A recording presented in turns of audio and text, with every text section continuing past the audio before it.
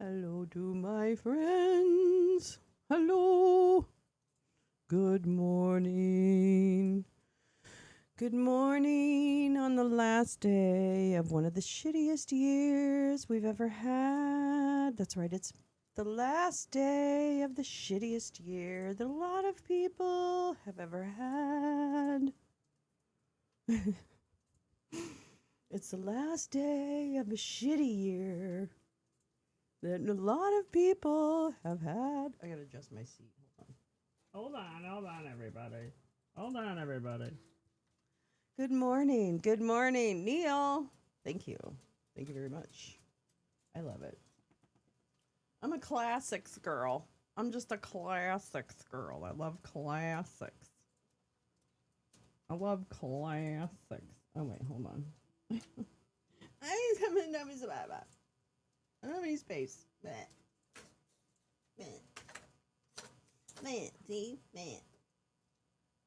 All right, I'll put that there. And then stop it. Whatever it is you're doing. Hold on, I'm going to boop. Oh, my God. I think that's a little better. Anyway, good morning. Happy pre-New Year's. Happy New Year's to GP. Happy New Year's to GP. He's like ahead of us. He's in the future. We've decided. Anyway, good morning. I'm Lolo. My seat is all discombobulated. Hold on just a moment. And I hit my head on my lights all the time because they keep falling. There. I have to jump up into my shirt. I have to jump into my chair. That's what I meant. I was just thinking about shirt because you said shirt, and I'm like, shirt. I'm an idiot. Good morning, everybody. Good morning. Good morning. Good morning. Please share the broadcast. Thank you so much. Oh, God damn. Being a teenager is hard. I'm just going to tell you that right now. You look like an Apache dancer in France. That's a compliment. Okay. Thank you. I'll take it as a compliment. I wouldn't take it any other way. Hello, Lolo. Carrie. Hello, my darling Carrie. How are you? Good morning, Robert. Pants? Pants? What about pants? Yeah, do hit the like. Robert's right. That's one of the things he's right about. And it wasn't, you know what we're going to have next year, Robert? You and I are going to have a big old debate. I'm going to lower my standards. No, I'm going to, I'm just kidding. I'm totally kidding. I'm kidding. Okay, I'm kidding. No, I think I think Robert deserves a debate. Because he seems to think if people don't debate him, it's because they're not going to win or whatever that is. I don't know what winning is going to be, Robert, so lower your expectations. But I'm certainly willing to hear what you think and share what I think and then see where it differs. I like intellectual exercises. I have no problem with that. But so just, 2026, we're going to have a debate. Audrey, yay, because I just woke up. I can't believe I slept this late, though it was needed. Good morning. Oh, good morning, Audrey, darling Audrey. Will be delayed. Neil, you're back, though. That's what's important. It's 27 degrees. Holy shit, Jim Nalgren. Oh, wait, I hate wind. My mother went out to get her mail on a windy day. She opened up her front door, and the wind caught it, and she was thrown off a 6-inch front step and broke her neck. I didn't know she was a quadriplegic, Jim. Oh, my Lord, Jim, I'm so sorry. Oh, I'm so sorry. Oh, man, life is just too fucking hard. I keep forgetting I have Robert blocked or muted. He might have that. Kind of prone to that. Remember back in the day when New Year's Eve was a big event? After COVID, it went kaput. I hate New Year's Eve. Can I just be real? And I think I'm not alone. I think I hear a lot of people express the same sentiment. But I hate New Year's. I think New Year's is a stupid holiday with with stupid things, and it's made up. It's another made up holiday. I guess all of them are made up if you really think about it. But it's a made up holiday because it's some loser, right? There's not even a Roman Empire anymore. Why in the world do we still use a Julian or whatever calendar? Is that yeah? Why do we use a Julian calendar? Because the Roman Empire fell apart. If you want to go merit based, why are we using that? They're a bunch of losers. Why are we using the time with the calendar of a bunch of losers? Somebody needs to explain that to me. It's fun when you have. Oh, I'm on top chat. God damn it. It's fun when you have someone to kiss. I think it's dumb, okay? I think the whole thing is dumb. I think the expectations are dumb. I think the superstitions are dumb. I think the depression related to said day is dumb. It's like self-inflicted wounds. I don't think we need it. I don't think we need it. Anyway, that's my opinion, and I'm sticking to it. Wait, where's that? That's my opinion! And that's my opinion, so do with it what you will. But anyway, yeah, it's fun. LL Neil. I know, Jim. God, Jim, your poor mother. That's really and your mother-in-law. It's really too much. Fair enough, yeah. It's all dumb. It's all dumb and it's made up, and some stupid people make a lot more money on it than any of us. So fuck that. We're gonna have family and friends over for Hoppin' John. Oh, yum, Jim. I've made that before. That's super yummy. Actually, I got the recipe. My recipe's from the Fat Ladies. You know the Fat Ladies. So the two Fat Ladies, English cooking show from way back when. They did a Hoppin' John, and it was really good. It was really good. It's a little greasy. Mine was a little greasy. Maybe mine was wrong. I mean, mine could have been totally wrong. That's totally true. It could have been wrong. Anyway, we now use the Gregorian calendar, which adds February 29th every 4 years. Oops. Well, who's Gregory? Well, who the fuck is Greg? Who the fuck is Greg, and what does he have to do with anything? And who asked him? I mean, really, I'm really done. I'm going to question everything now. I'm going to question everything. And I questioned everything a long time ago. I don't think I questioned enough. So there. Anyway.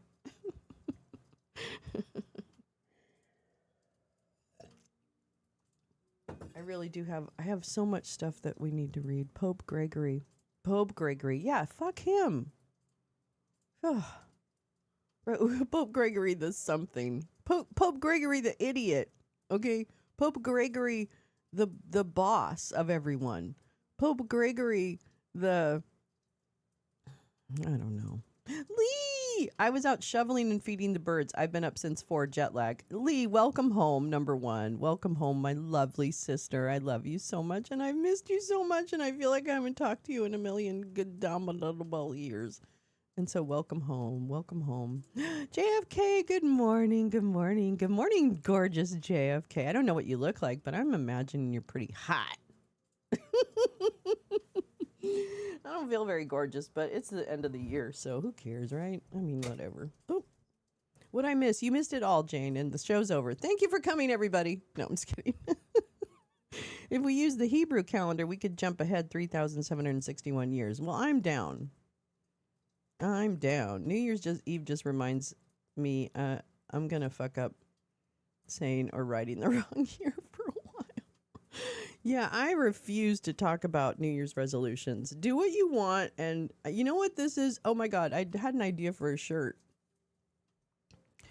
Oh my God, it had something to do with minding your own business. Oh fuck, it was really funny. I'm gonna have to write those things down a little more often, but anyway, it was really funny. But it was something about mind your business.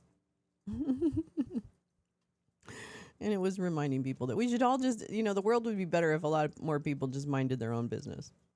That's pretty much how I feel about it. Thanks, sister. I missed you. Oh, I'm sure 2026 will give us plenty to discuss. Yes, that's the nicest way you could put it, Lee. That's the very nicest way you could put it. Yes, sure. It's going to give us a lot to discuss. Speaking of which, I have some economy stuff today to read. Hoppin' John, Hoppin' John can, well, I suppose it could be breakfast, but really it can be anything. It could be dinner too, frankly.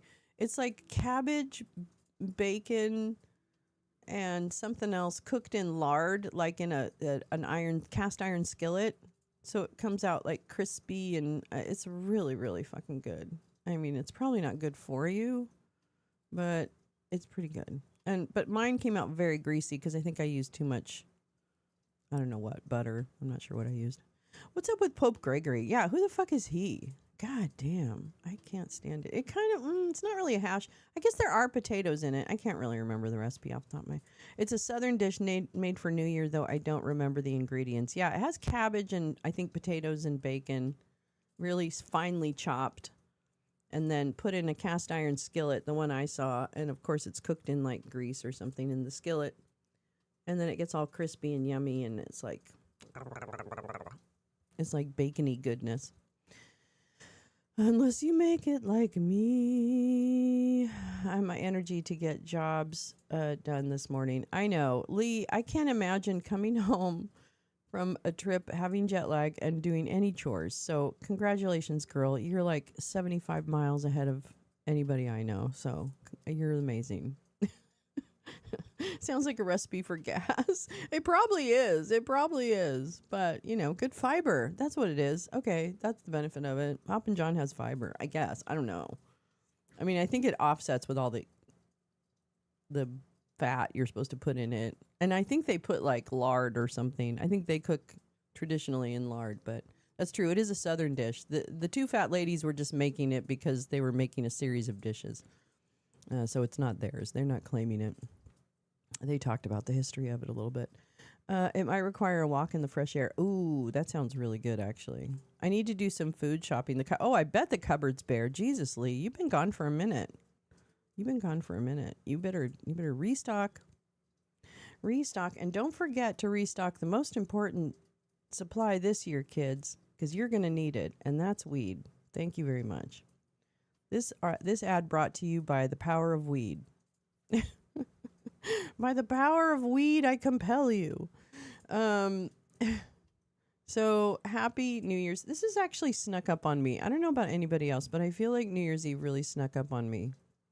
I feel like I seriously wasn't ready that this was coming.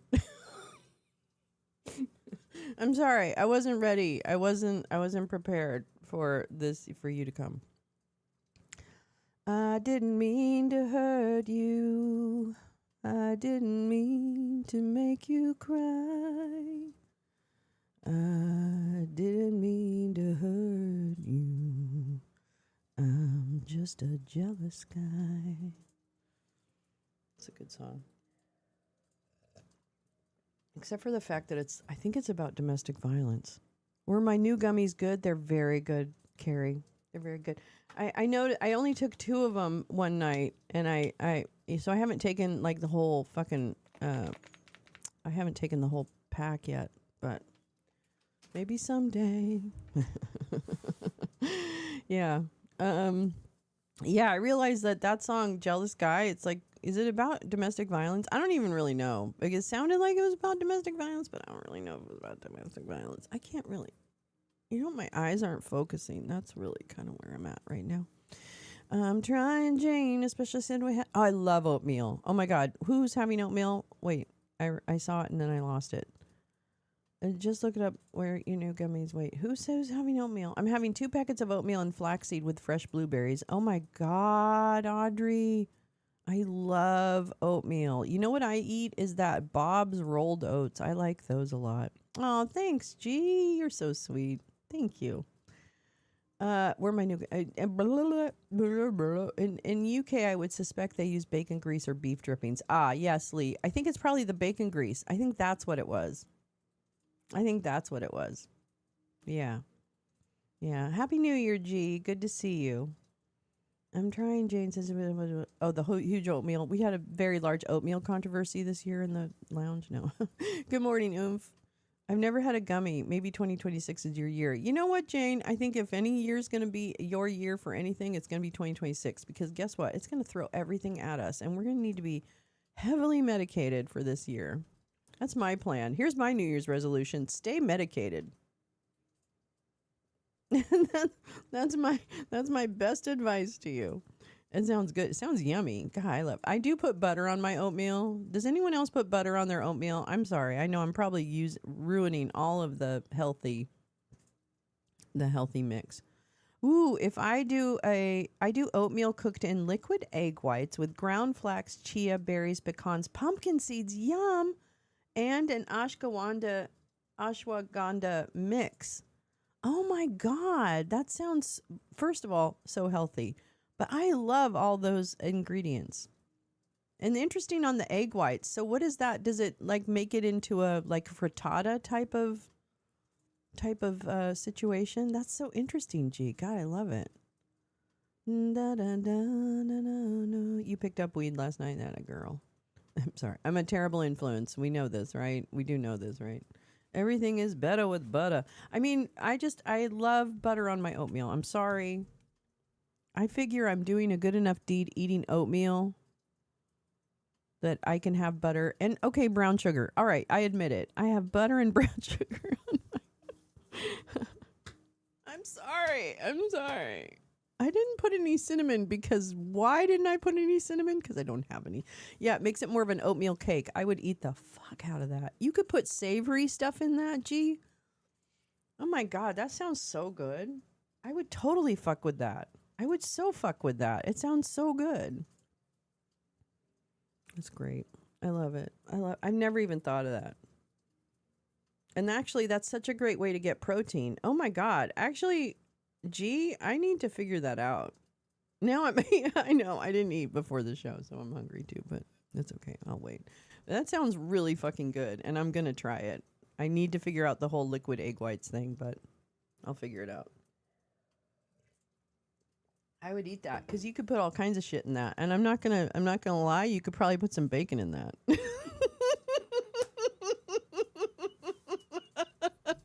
You could probably put some bacon in that bitch, and then really go to town. Oatmeal cake. I love oatmeal. Oh my God, oatmeal's good. Oatmeal's like luscious. If I have a bowl of oatmeal, man, first of all, it's loaded, obviously with butter. We need a cooking show where you make that recipe. Actually, we're going to get back into the kitchen in 2026. Oh, and some maple syrup on top. See, I was thinking about that, Gee. I was thinking you could do, this is terrible, so forgive me. You could chop up breakfast sausage and cook it up and then put that in the mix and then fuck it. Get the fuck out of here. Get the fuck out of here. It's so good. Bacon oatmeal cake. Yes! Yes. Dean, happy New Year. How are you, darling? See, we could use some of Dean's jam, but he won't share. So fuck him. Jello shots and cupcakes topped with gummies for New Year's. Fuck yeah. Teresa Carter knows how to party. Teresa Carter's gonna party hard. I love that. Let's do it. Let's do it. Hey, G's party may have context that you may not understand because you weren't involved in it, but she does have you're having a live stream tonight. It's probably pretty specific to some of the trolling that we've all done over the years. But if you want to hang out, my friends roast their parsnips in maple syrup for Christmas. I have never even thought of that, Lee. So they roast the parsnips in maple syrup. I think that sounds so fucking good. I think that sounds good. And what are other things? What are dishes that you guys eat? I know people eat the black-eyed peas, and I can't remember if there's a name to that particular dish, but the black-eyed peas are really popular on New Year's. But I hear they're really popular. I hear the black-eyed peas are really popular. I'm having shrimp cocktail and champagne. Doesn't sound like a good mix now that I type it. Well, it is though, right? I mean, if you really think about it, you kind of separate them a little bit. And the champagne just kind of helps, wash things all down together. I think that sounds lovely. I think I'm probably going to have, what am I going to have? I'm not sure. Tortilla. Are you going to have a tortilla? That sounds good too. It all sounds good. I'm actually hungry. I kind of want sausage, which is terrible. I really want to stop eating meat. I really, really, really, really, really, really. I don't eat that much meat anyway, but I really, really, really fucking pork pies. Yum. I eat 12 grapes. Oh, that's right. You are supposed to. You're supposed to eat 12 grapes. Is that a Greek thing? Is that Greek on New Year's? Is that a Greek superstition? I can't remember now. My mother always said, let's see, what is it? You shouldn't have a redhead be the first person to walk into your house on New Year's. I don't know why she always said that. I think it was an old Welsh superstition, or I don't know. And so I don't know. Then let's see. Oh, well, no, those are usual superstitions. But yeah, that was the only one I remember about New Year's. Oh, it's Spanish. Oh, all right. Okay. I couldn't remember, but it's Mediterranean. So I was in the right region. I just eat my grapes, throw my give, flee. Poor redheads. I know. I don't know. She didn't have a problem with redheads, by the way. Let me just tell you. Oh, you eat one grape for the stroke of the clock at midnight. That makes so much sense. Makes a fuck ton of sense. It really does. Shrimp cocktail and champagne. Sounds good. Yeah, it sounds great to me. Carrie, it sounds delicious. Ate lots of sprouts over Christmas. Oh, I bet the food was good. I'm sorry. I like English food, especially if you're with people that are like living there and they're making food. Fuck yeah. Has anyone heard about wearing red underwear? My friend from Spain said they did that when she lived there. Really? I haven't heard about that one. I like it. Jim Nalgren. We will also have tomorrow the Greek bread vasilopita. For good luck, you bake it with a coin in it, and then you bite it, and you lose a tooth. Can I find tortilla in Los Angeles? I guess any meat pie will do. Well, you know what's funny is I just had a little chicken pot pie yesterday. So it wasn't a pork pie, it wasn't a beef pie, but I did have a little chicken pot pie yesterday, a little tiny one. It was yummy. It was really, really yummy. Shrimp cocktail sounds yummy too. High and hungry for lunch and breakfast at the same time. Not sure what country I'm in. That's what Lee's suffering from after her annual foray to the UK for Christmas. A UK Christmas, though. Fuck, man. Come on now. That's Dickensian. I mean, Dickensian without the poverty, maybe. We make deep fried German things called Ollie Batten. Oh my God, that sounds fucking great too. Are they like almost like beignets or something like that, Dean? Or what are they? What's the consistency? Chicken pot pie is so good. I fucking love that. What a great invention that is. Good job, everybody. Good job inventing chicken pot pie. What a great I mean, who thought of that? Who said, you know what? I'm going to take this stew. I'm going to throw it in a pie crust. And everyone's like, oh my God, why didn't we think of that before? Can you imagine? Bye. Oh, that's right. Have fun, G. Have fun tonight. Very troll central, but really just a DJ set of good music and videos. All are welcome, Lolo. Thank you for making our mornings brighter. You're such a doll. Thank you, G. I adore you. Happy New Year. If I don't speak to you, but I'll talk to you next year. Ah, yes, like a beignet type of consistency. Oh, Dean, that sounds so good. I like that. We have to slice the pomegranates, too, for good luck. You have to slice them? I'm going to have to look up all that stuff. Yeah, well, have a good show tonight, G. Break a leg. Have a great time. Troll it up, baby. Trolls forever. Trolls forever. Trolls forever. There is an extra room in the cottage I rented if you want a guided tour of the Cotswolds. You're killing me with that pie talk. I know, I bet. You probably had some good meat pies over there. Hell yeah. Hell fucking yeah. Yeah. Have fun. Thanks for stopping in. I appreciate it. Do. Well, I'm still going to depress you this morning. Don't worry about it. Don't worry about it. I'm still going to make you sad. 'Cause we have stories. Oh, man, we've got stories to tell. We've got stories to tell. Where's my other thing?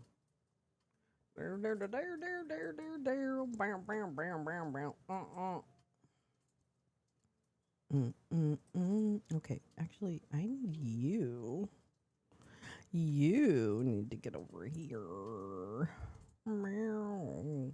Pachow. My uncle opened a pomegranate bar, but it was too seedy. Oh my God. What the hell? What the hell, Neil? Did you all see that silly joke? My cousins in the Netherlands also make oliebollen or whatever it's spelled. That sounds good too. I know, we need pomegranates now. I love pomegranate. I love the whole concept of a pomegranate. It's like nature said, I'm going to fuck with you. You're not going to just be able to eat me like a motherfucker. You're going to have to work for it. I just love that. I love the self-respect that pomegranates have for themselves.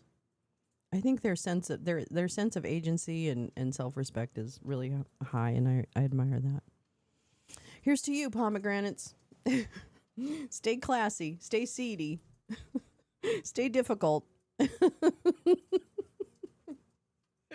Sorry, my nose itches. My nose itches. I'm going to have a fight or kiss a fool. I tried to stay current, but I missed the daycare scandal and read a little bit about your Nick Shirley lead. Listen, Nick Shirley is a fucking idiot. That was right after his origami business folded. Oh my God, Neil, are you on top of... I mean, you're just on top of your game this morning. I think 2026 is coming in like a lion for you. I love us. We're so goofy. I love us. Oh my God, my coffee tastes so good this morning. It tastes so good this morning. Yeah, that is some craziness. And that is absolutely some fucking craziness. Nick fucking Shirley. Let me tell you about Nick Shirley. I need to look into him a little bit. Because Nick Shirley is, first of all, seems to be emerging as the pack kind of pounced on the anti-Antifa, anti-fascist. If you, as the throng of chuds ran to replace Charlie Kirk in the ether. I'm not kidding. They really did. Some have emerged victorious. Some have fallen into obscurity. But one who has seemed to emerge from the digital soulless that are out there in the streets making people's life difficult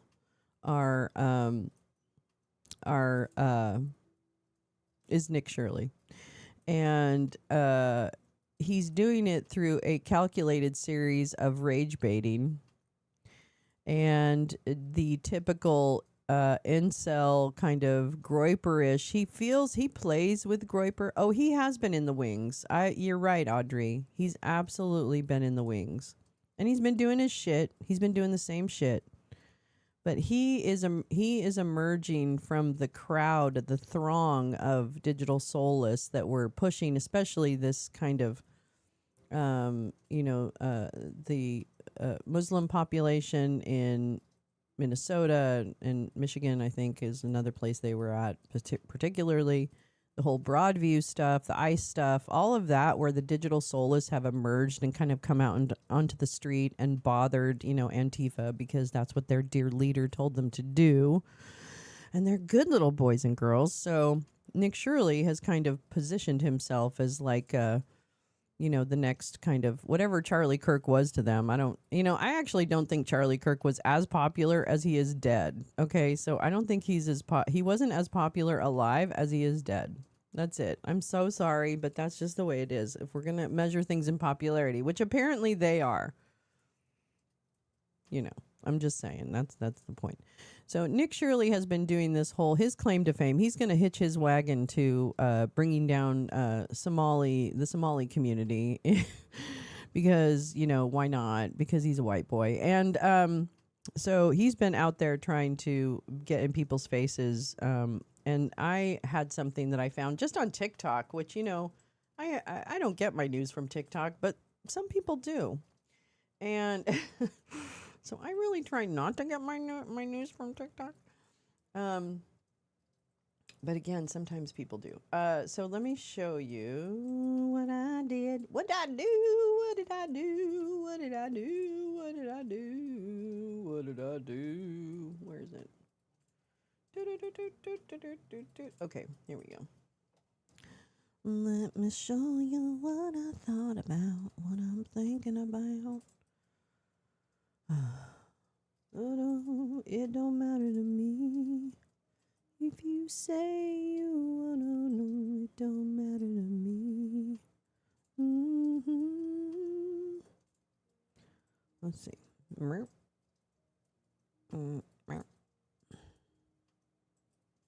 Okay, so I posted this because I saw this was a CNN headline yesterday.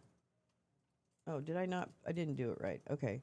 Freezes childcare payments to amid federal investigation into alleged fraud. That's the headline. You don't need to read the story because the headline pretty much tells you what CNN is going to tell you. Oh, again, hit the like. Thank you, Robert. So this is the headline that CNN put out yesterday, and then I had seen this on TikTok, and I thought, now this is not the be all end all, but it certainly is a place to start investigating and researching for your own what might or might not be happening in the Minnesota thing.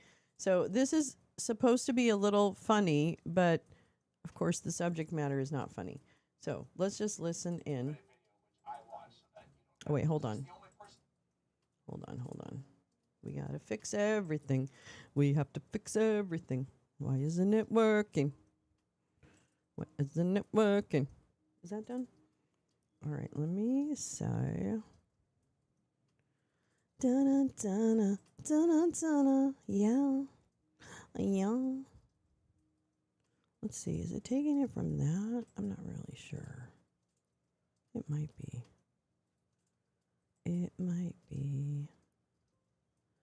You're gonna lose that girl. You're gonna lose that girl. You're gonna lose that girl. Let me see if this works. Hold on. I'm so sorry. I don't know why. Of course it's gonna not work because me. Where are the children? What is this? Poop. Okay, hold on. Just a minute. Just a minute. I think I did something yesterday. I think I know what I did. I did it. I'm sorry. Excuse me. I'm so sorry. Oh, wait, where am I? But.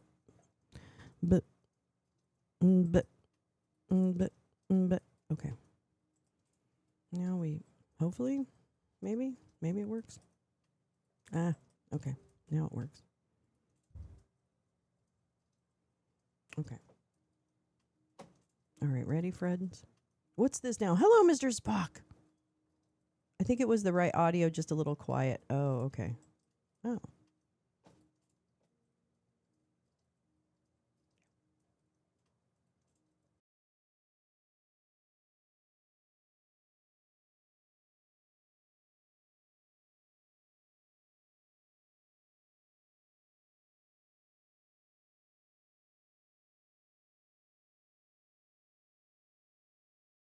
Likely stolen. And there it is. But this has been under investigation for a long time. More than 92 people have been charged. Well, how come we haven't seen it in the news? Local and international outlets have been reporting on it for years. This is a Times article from 2022. But Representative Omar did nothing about this. That same year, she condemned the fraud that was happening. And in 2019, this article was written about the statewide audit of the fraud. Finally, here's a local article from 2018 that says that Minnesota has been aggressively investigating daycare fraud since 2014. But what about how they're funneling all the money to terrorists? Look, there is clearly fraud happening here, but that terrorist allegation was made by a police detective from Seattle who retired in 2015 and has never been to Minnesota. Oh, well, what about the other daycares?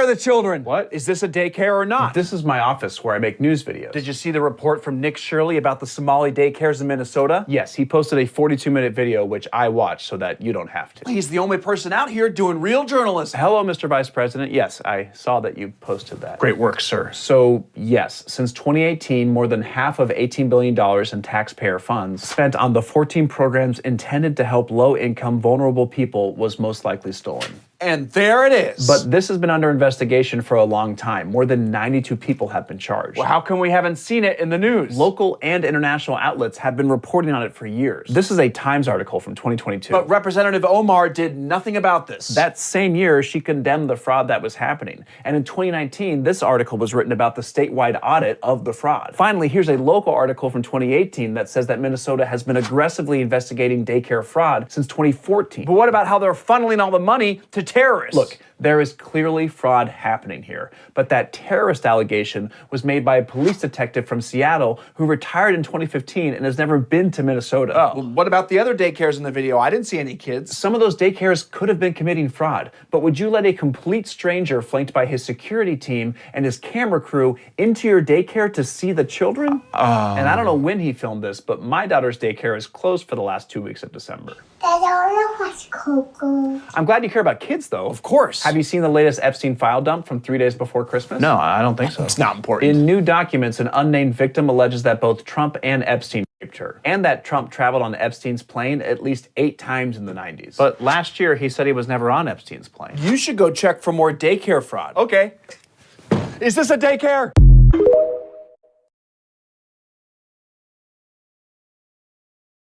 All right. So that, I thought, a great place to start.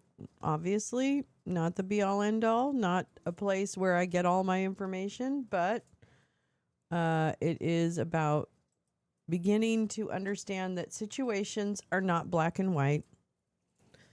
Situations are not the headline you hear on the air. Situations are complex. Context exists. And right now, what the federal government is about to do is to withhold all federal child care support that would normally go to Minnesota because of this story. So this is absolutely something that is meant to demonize the Somali population. So it's racist. So it's racism. That's what we do when things that are complex need to be described. We describe them with words, and one of those words in this case is racism, because people are racist against other people and feel like they are other people are taking from them, right? And it's total rage baiting, yeah. And Nick Shirley is a particularly good rage baiter because he acts like he's just a normal guy, like, oh, I don't know, I was just asking a question. You know, he acts like he's like the nice guy. And he's not. Like, he's more insidious to me because I've watched as his coverage of this Minnesota thing has gotten more and more fantastical and more shocking and rage-inducing. And this is one of the ways we got here, was rage baiting. Right? Hi, Peace Love. How you doing? So one of the ways we got here. Oh my God, Jay Rans. Good morning, darling. I'm so glad you made it in for the last day of 2025. Goodbye, bitch. Goodbye, 2025. Get out of here. Get out of here, duck. Anyway, so yeah, the rage baiting is really a big part of how we got here. It's part of the disinformation campaign. It helps people feel fueled in their amygdala, right? Ready to rumble. Ready to hate others, ready to other people, you know, that kind of shit. Mr. Spock, this is very confusing for my cat. His name is Epstein. He keeps looking around when he hears his name. Oh, no. Oh, no. Joke alert. Uh-oh. Morning, Peace and J Rants. Good morning. Teresa says good morning. The doody-doody-doo. Doody-doody-doo-doo. I wish I could... all my lights are so pretty in my little Christmas tree, but I'm like, my set is wrong. All right, let's see what else has happened. Oh yeah, I have a ton of shit. I'm going to read for you. Laughing about getting out of there. Get out of here, duck. Not rage bait. Oh, yeah, I know. Somebody's having a hairball in the back. It's not me. I'm fully clean of hairballs right now, so no worries. Are these actually places that provide daycare? Taking them out of service also hurts parents. Yeah. Oh my God. Can you imagine? Daycare is like the one thing that I think keeps people in poverty, or sorry, that was a stupid statement.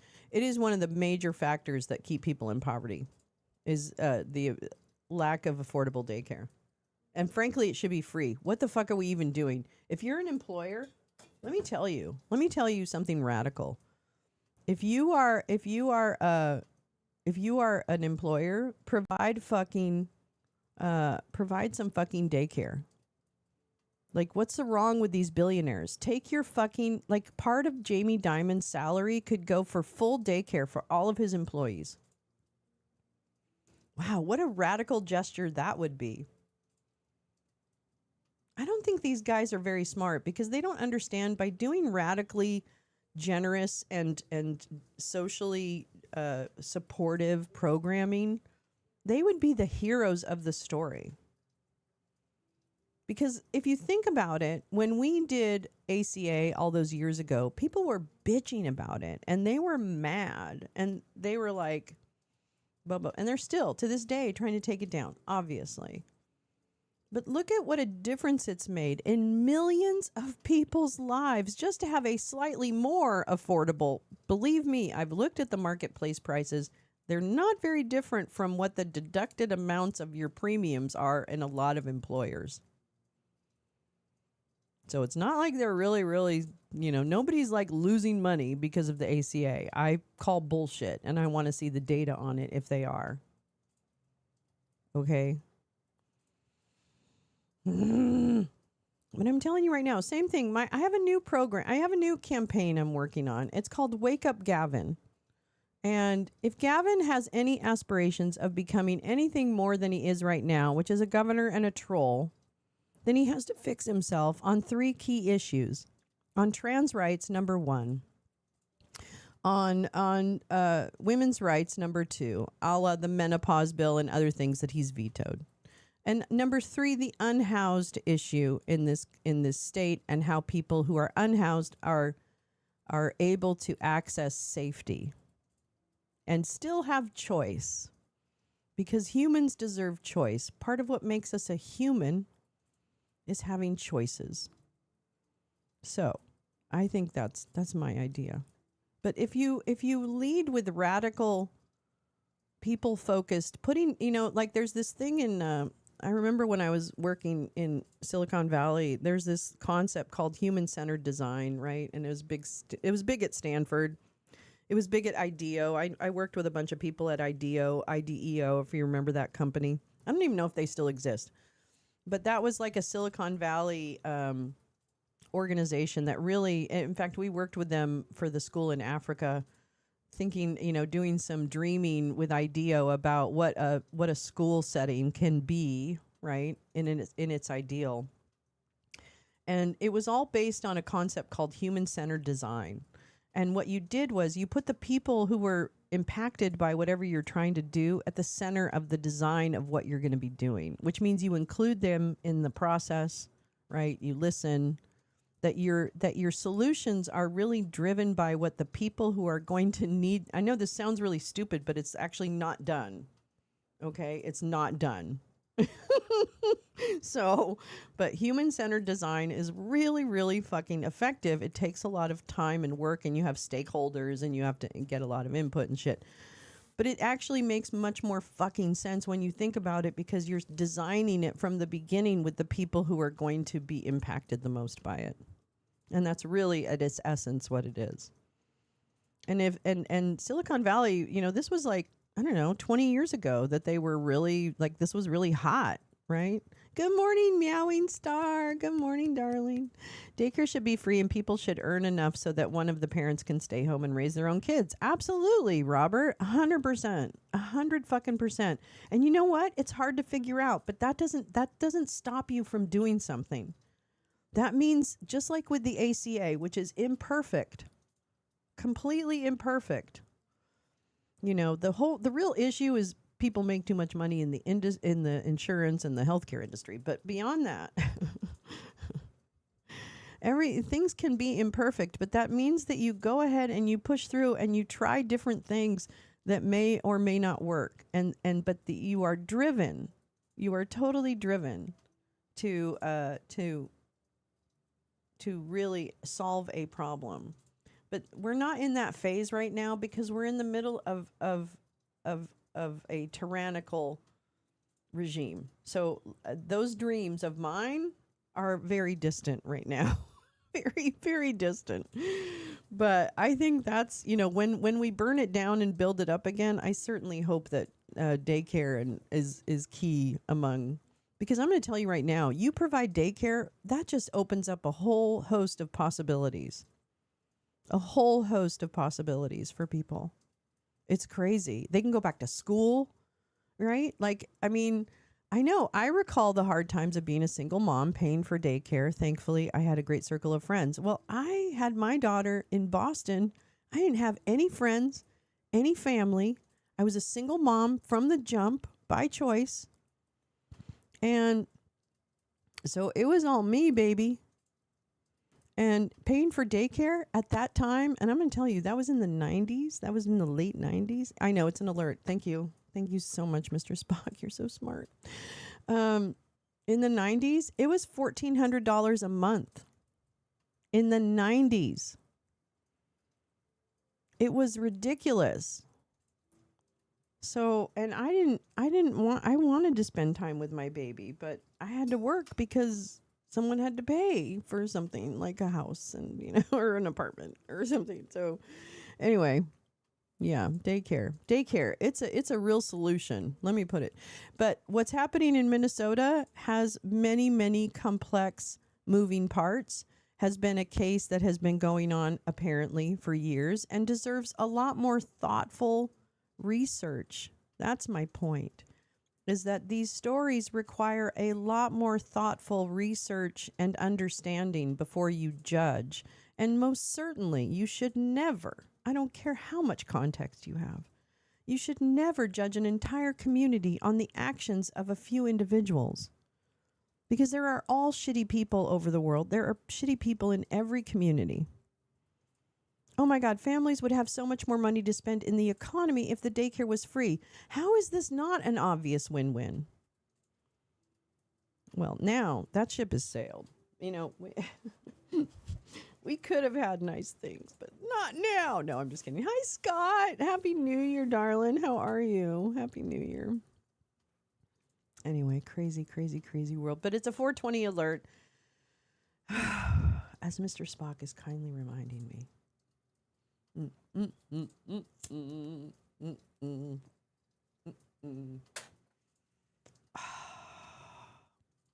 Anyway, if I could save the world, if I could save the world, isn't that a song? That is so true. Yeah, I mean, it makes so much dumb sense, but no one profits if it's. But you know what? I think they do. I think they do profit. I don't know. I got so much more when I was running the high school in Brooklyn. I got so much more investment and enthusiasm from employees when I really asked them what, as a boss, I could do. Like we tackled the pension issue because that was on the top of their mind. Like I talked to people the first 2 weeks I had that job. I sat down and spoke with everyone at the school individually and said, tell me what's working with the school, what you would fix, blah, blah, blah, all this stuff.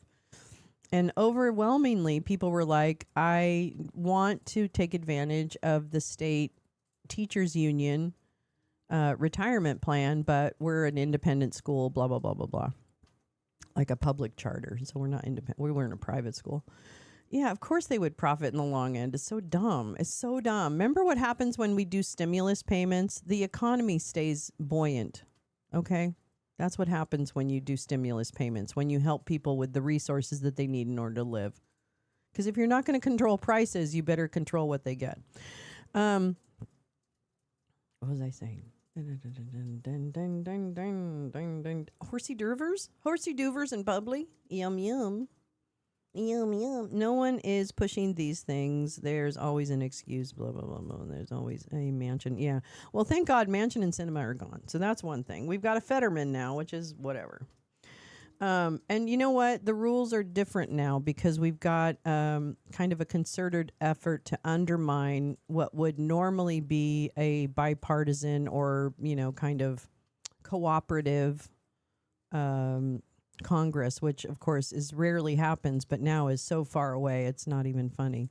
Even back during the ACA fight, there were Dems. Oh yeah, totally. No, of course there were. I mean, people have their own interests. You can't put labels on people and expect them to act in a certain way. You have to actually understand that they've got different constituents, they have different priorities, blah blah blah blah blah. That's kind of the beautiful mess that is democracy, is that you've got a lot of different push and pull, and you do compromise. And I think, yes, of course, we've compromised too much. I get it. But I can't whine about the past other than understanding what's happened in the past. I want to retain the lessons of the past, but I'm not going to hold on to the judgments and the old kind of, all Democrats are bad, because that's dumb. That's a cop out. That's not actually addressing the issue.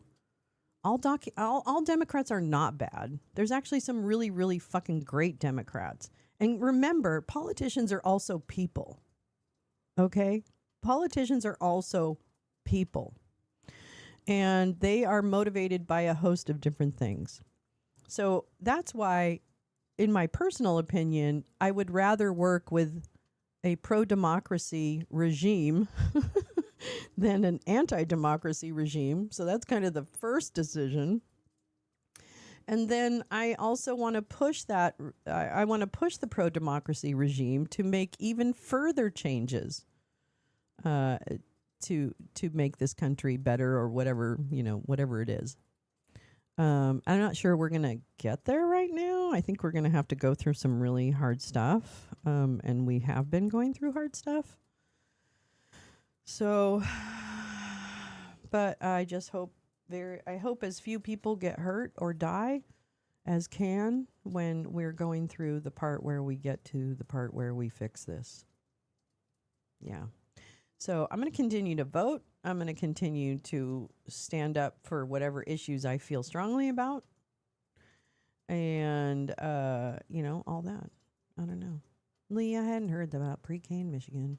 That's nice. Oh, yeah, pre-K in Michigan. Hell yeah. Pre-K for all. Fuck yeah. Fuck yeah. I just think it's kind of, at the end of the day, the problem in my mind is the billionaires are really ahead of the game right now, right? Because they own all the branches of government in a very obvious way, not even just in the covert ways that they pretended to in the past. Now it's just out in the open. So, Elmo gets his way to make so-and-so the head of NASA, all that kind of stuff. I'll drop the info in Discord. Thanks, Lee. Seems like a new program that survived the budget fight. That's another thing. There's this, I really want to look into this. There's this $50 billion package that Congress approved to help with Medicare, medical needs or health, healthcare programs in healthcare programs. I can't remember what I was going to say. I agree people should keep talking about these issues, but there is no one who can articulate it in any way that is useful. Wow, that's a weird statement. See, this is one of the things I would give you like feedback on, Robert, is you make these kind of definitive statements. Everyone, everywhere, all at once, and you can't do that. That's not helpful. It puts people on edge. And what I would say is I agree people should keep talking, but we also need voices. We need voices that step forward and really speak on actionable steps and what their vision is, right? Like we do need that next step. And look where that goes, back to the Dems. Wham, wham, wham, wham. Robert, you're living in a world right now where you've got literal Nazis and you've got politicians, okay? I mean, come on now. This you. I want you to move away from the like full like body commitment to one position. Like it's there's a lot, and it doesn't all go back to Dems. Okay, that's bullshit. I'd have a backup plan. Things are going south fast. Yeah, I think they are. I think it is going to get a lot more. Well, then I guess you haven't watched a lot of the Congress people that do speak up for more progressive policies. I guess that's the way. That's what you need to watch more Congress. Maybe you need to watch my show more. Bernie used to start his speeches with "Why are you ready for a revolution?" but then voted for Hillary. But Hillary would have kept us out of Trump. I'm sorry. I get that everybody hates Hillary. I don't give a shit what your mommy issues are about Hillary, but she would have been a better choice than Trump, period, full stop. I don't even want to talk about it. That's dumb, okay? It's dumb to have these weird little, I don't know. I just like this vision of Congress people as inherently bad is stupid to me because humans are humans no matter who you are. And there's definitely too much money in politics. So as I've said repeatedly, that's not what the country thought so, right? Well, I think there was some, we had a whole Russian collusion thing, Robert, so it wasn't exactly the whole country. And so, yeah, there's that. All right, good night. Be safe tonight. Bye, peace, love, happy New Year. See you next year. Oh, yeah. But yeah, I was at a local rep meeting about a healthcare plan Michigan is trying to develop to replace the need for any federal money. I'll share that too. They want feedback from the public. I mean, I think that they were maggots, Robert, and people hate women. So, I mean, you should know about that. So people hate women, and that's why Hillary didn't win. I mean, there's a host of reasons, but also they came out a few days before the election and said that they were not going to reopen. They weren't going to reopen an investigation into Hillary. I mean, come on, stop it. It's just so stupid. So you're not in. Yeah, no, actually you don't. I'm going to be honest with you. The way you speak about women is really not good. So you need to fix that. Yeah. And don't assume what I'm saying. If you want to ask me a question, don't assume what I'm saying. That's not why she lost. That's your cop out.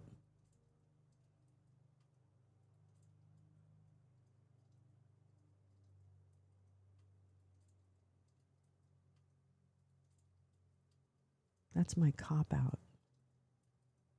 That's my cop out. Interesting. All right. Anyway, I don't know. I can't deal with stupid. All right. So let me see. Where did I want to start? I think I wanted to start here. Putin is getting what he wants to destroy the West. Next step is Canada and Mexico. He wants his blitzkrieg. Why not both countries? Absolutely. That's a cop out. Oh my God. No, it's not a cop out, Robert. It's that you don't want to, you don't respect what I say and you think you have a better opinion. If they have, whatever. I don't like everything. Oh my God. I don't know what to do anymore. Robert, now you're just trolling me. Now you're just trolling. Okay, I gotta go on. I got a lot of stuff to do. All right, let's take a look at the headlines. LOL. I'm gonna go on my show later on and I'm gonna say I own the libs. No, actually, you just showed me what a misogynist you are. That's what it is. But I know you don't like words. You don't like words that describe things to people. That's what I know what you chuds don't like. You don't like words that describe other words. But sorry. So yeah, Hillary lost because maggots and the Russians fucked with the election and a whole host of issues because nothing is black and white and it's never one thing. Tulsi is a fucking traitor. Tulsi is a Russian agent. Tulsi ate the toenails of her cult leader. Go fuck yourself. Get off my show. God, dumb. You're so dumb. You're so fucking dumb. Hi, Grace Lisa. Oh my God, I just remembered that I didn't finish watching Camp Confidential, America's Secret Nazis. Have you watched it? I haven't watched it, but I have it laid up. Yeah, but those witches in Salem, am I right?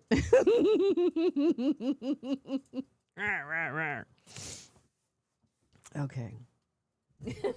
Whatever. Enough of incel theater. Let's go on to what is what we're really here for. Yeah, that's not why she lost. Because she stole the nom from Bernie. Oh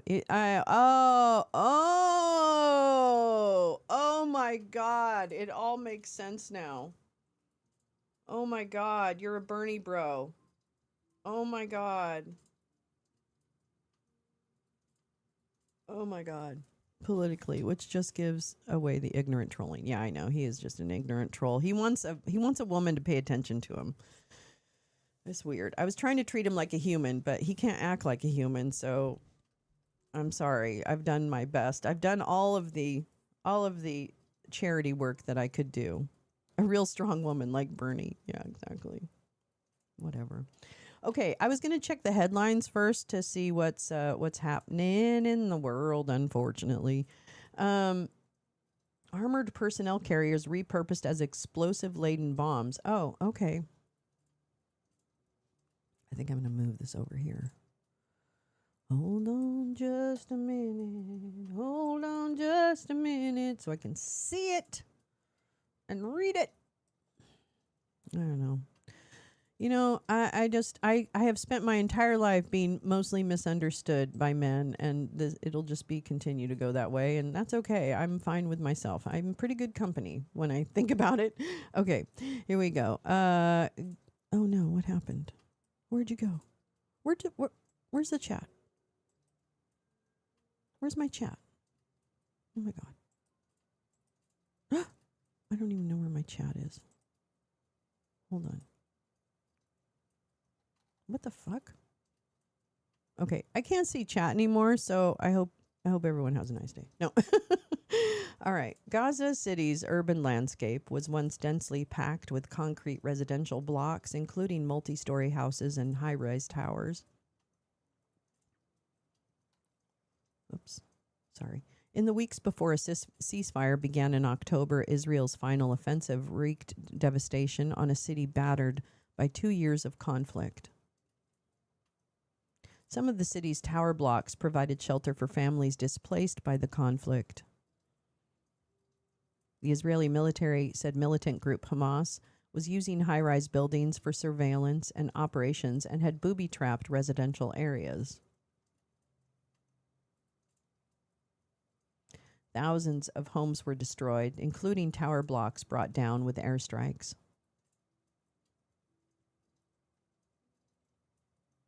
Other buildings were brought down with crude new weapons developed during the war. How Israel's multi-ton truck bombs ripped through Gaza City. This was published today. In the weeks before the ceasefire on October 10th, Israel widely deployed a new weapon, M113 armored personnel carriers repurposed to carry between 1 and 3 tons of explosives, Reuters found.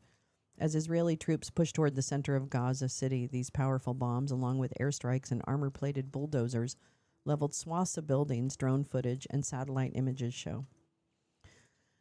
In most cases, but not all, the inhabitants fled ahead of demolitions after Israeli warnings, residents, Israeli security sources, and Gaza authorities said. Try and do this.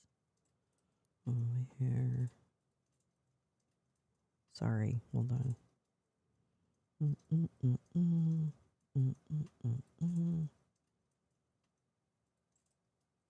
Damn.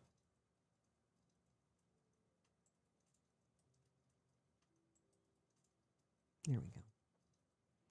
A bad joke alert. I would never vote for. I mean, she eats toenails, and she's a fucking Russian agent, and she's stupid as fuck. I don't even understand it. She's a cult. She belongs in a cult. I mean, she is in a cult. I mean, a real cult. She was in a cult. My God, humans suck, don't they? Yeah, they do. Really, really, really. We pay around $1,000 a month for daycare. That's actually, I mean, I'm kind of my $1,400 a month was for when she was a baby.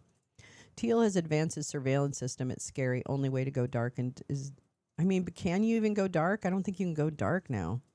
I don't think anybody can go dark anymore. I don't know. Yeah. All right. In most cases, Hesham Mohammed Badawi's 5-story home on Dawla Street in the affluent Tel Hawa suburb, damaged by an airstrike earlier in the war, was completely destroyed by an APC explosion on September 14th, he and a relative said, leaving him and 41 family members homeless. This is the home, and then it was destroyed. October 2023, September 1st, 2025, October 11th, 2025. Teresa, I got a shout out from Teresa. Gal Squad has basically celebrity status for me. Carla, I love you so much. The doggy took all our data. Badawi, who was a few hundred meters away, said he heard at least 5 APCs detonate in roughly 5-minute intervals. He said he received no evacuation warning before the demolition, and family members escaped by a miracle amid explosions and heavy gunfire. Several buildings in the same block were demolished around that time, satellite images show. The family is now staying with relatives in different parts of the city, Badawi said, while he lives in a tent by his former home. Israel's military did not respond to Reuters' questions about the incident. Reuters could not establish what Israel targeted in the attack or independently verify all the details of Badawi's account of the events. When Reuters visited in November, remains of at least one of the vehicles were strewn among large piles of rubble. We could not believe this was our neighborhood. This was our street, Badawi said. To compile a detailed account of the role of APC-based bombs by the Israeli military in Tel Hawa and the neighboring Sabra district in 6 weeks before the ceasefire, Reuters spoke to 3 Israeli security sources, a retired Israeli military brigadier, an Israeli reservist, Gazan authorities, and 3 military experts. 7 Gaza City residents said their homes or those of neighbors were leveled or severely damaged by the explosions, which several likened to an earthquake. Analysis of Reuters footage by 2 of the military experts confirmed wreckage of at least 2 exploded APCs among the rubble at the sites in Gaza City. 1 to 3 tons of ordnance packed in APCs, 3 military experts estimated, based on cabin space and wreckage of vehicle armor. Ordnance is like non-military ammonium nitrate or emulsion, though inconclusive without chemical testing, they said. A multi-ton explosion could approach an equivalent to Israel's largest airborne bombs, the 2,000-pound U.S.-made Mark 84, said 2 experts who examined Reuters footage of the blast area and vehicle remains. A small charge likely initiates the main explosive load, he says. The aluminum body of the vehicle expands and bulges. The hull bursts, sending high-velocity fragments of armor bolts and hatches in a 100 to 300 meters radius, visual evidence and the experts' calculations suggest. Close by windows, exterior walls and building columns break. Concrete rubble and iron rods could be thrown 500 to 1,000 meters from the explosion. Such a blast would force floors upward from the ground as it progresses, the experts said. The wave would surround the structure, putting pressure on the roof and all sides, leading to potential collapse of the building. APCs generally transport troops and equipment on the battlefield. The 3 military experts consulted by Reuters said use of the vehicles of the bombs was highly unusual and risked excessive damage to civilian dwellings. In response to detailed Reuters questions for this story, Israel's military said it was committed to the rules of war. Except for that war criminal guy who runs our country. Yeah, we did. Yeah, we did. And that's why I think getting money out of politics is one of the first things. If we all came together around getting money out of politics, the world would begin to be a better place. But those are dreams. It's true. Meowing Star is 100% right. Regarding allegations of destruction of civilian infrastructure, it said it used what it called engineering equipment only for essential operational purposes without disclosing further details. Decisions are guided by military necessity, distinction, and proportionality, it said. In an interview with Reuters in Gaza for this story, Hamas spokesman Hazem Qassem said Israel's demolitions with armored vehicles were aimed at the large-scale displacement of the city's residents, which Israel has denied. The reporting provides new evidence of the power of these low-tech weapons and how they came to be widely used. Retired reservist Brigadier General Amir Avivi, a founder of the Israel Defense and Security Forum, a think tank, called the weapon an innovation of the Gaza war. One of the security sources said its increasing use partly responded to U.S. restrictions on transfers of heavy Mark 84 airborne bombs and Caterpillar bulldozers. Israel's military and prime minister's office also did not respond to questions about the reasons for the shift in tactics. The U.S. State Department, White House, and Department of War did not respond to Reuters for questions for this story. Before the war, Tel Hawa and Sabra, a historic area of modest houses in south central Gaza City, bustled with bakeries, shopping malls, mosques, banks, and universities. Now, large parts lie in ruins. Satellite imagery analysis by Reuters showed that about 650 buildings in Sabra, Tel Hawa, and surrounding areas were destroyed in the 6 weeks between September 1st and October 11th. All the dots are missing buildings.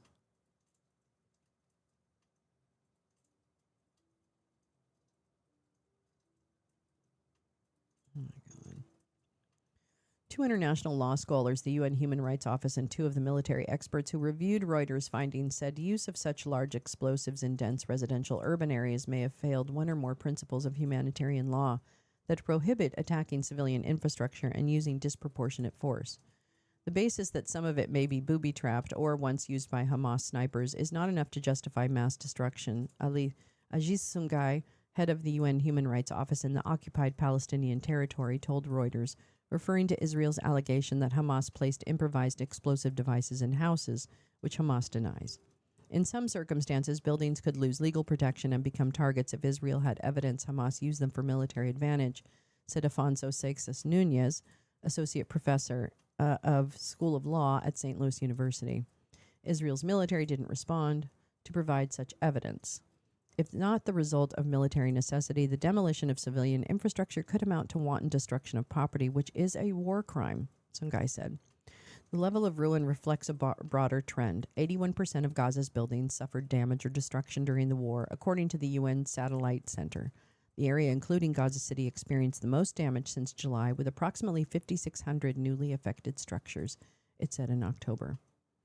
Incidents of structures demolished by Israeli forces or contractors using explosive bulldozers or similar methods, excluding damage from airstrikes or shelling based on data from U.S.-based conflict monitor ACLED. So this is all the January 2024 through, it looks like November, or to November.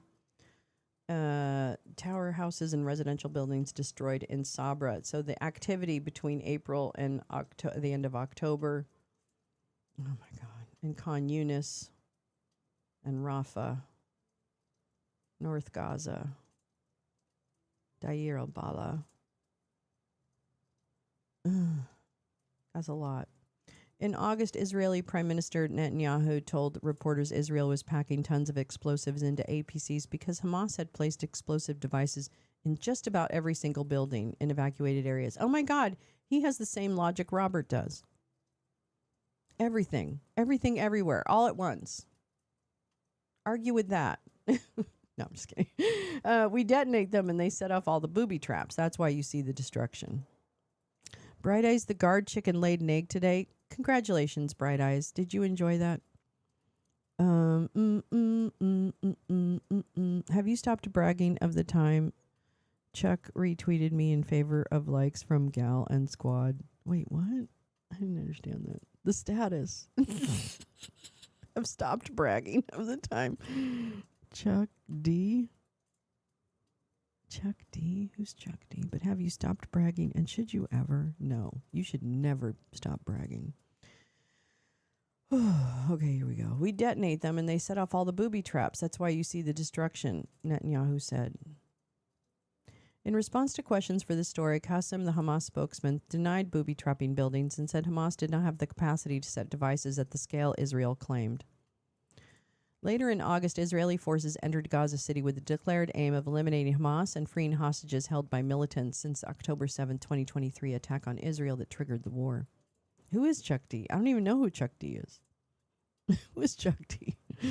That time chucked retweeted chucked chunk no chunked I don't know. Anyway, Israel ordered a full evacuation of the city in September. As troops advanced, backed by tanks and airstrikes, they extensively damaged eastern suburbs before approaching central areas of the city, where most displaced people were sheltering. Hundreds of thousands fled south. The UN estimated 600,000 to 700,000 people remained in the city. Israel's defense minister has said soldiers demolished 25 towers that Israel said had Hamas tunnels underneath or were used as lookout points. The UN Human Rights Office says Israel has provided no evidence the buildings were military targets.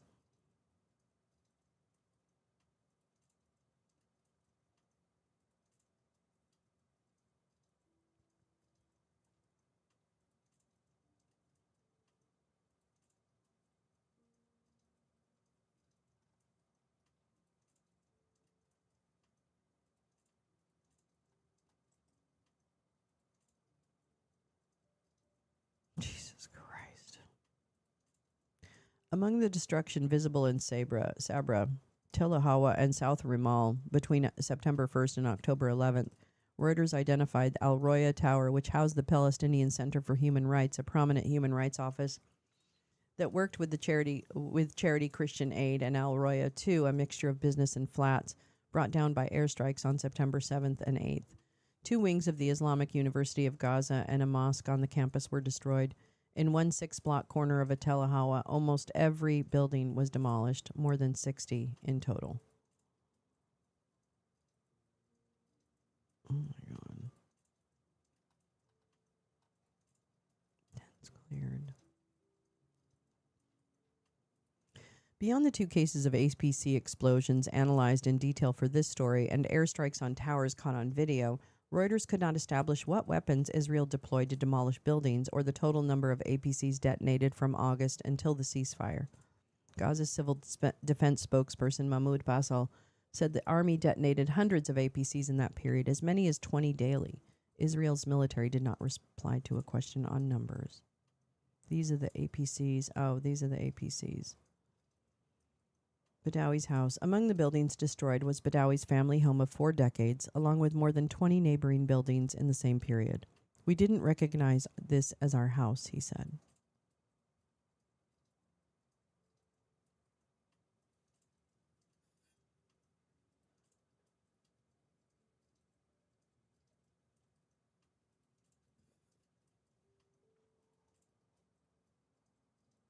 Two military experts said Reuters footage of the area showed remains of at least one detonated APC. The explosion had torn one APC Caterpillar track from its running gear and physically thrown it onto the roof of a multi-story building, a retired senior British military bomb disposal officer said, noting that M113 tracks each weighed hundreds of kilograms.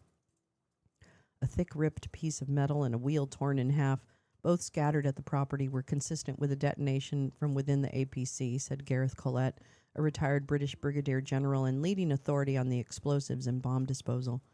He said that the large size of the fragments was indicative of a commercial low-energy explosive. Oh my God. Chain from wheels of an APC among the rubble on top of a building. Metal wheels.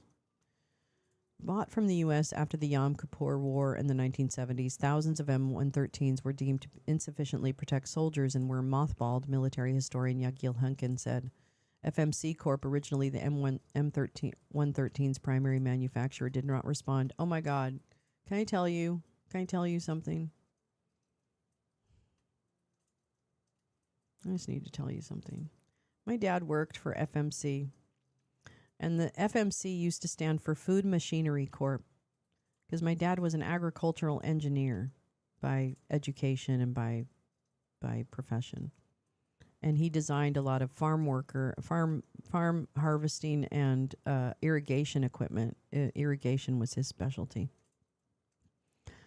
And I remember in I think it was in the 70s, whenever FMC turned from agricultural focus to accepting military contracts.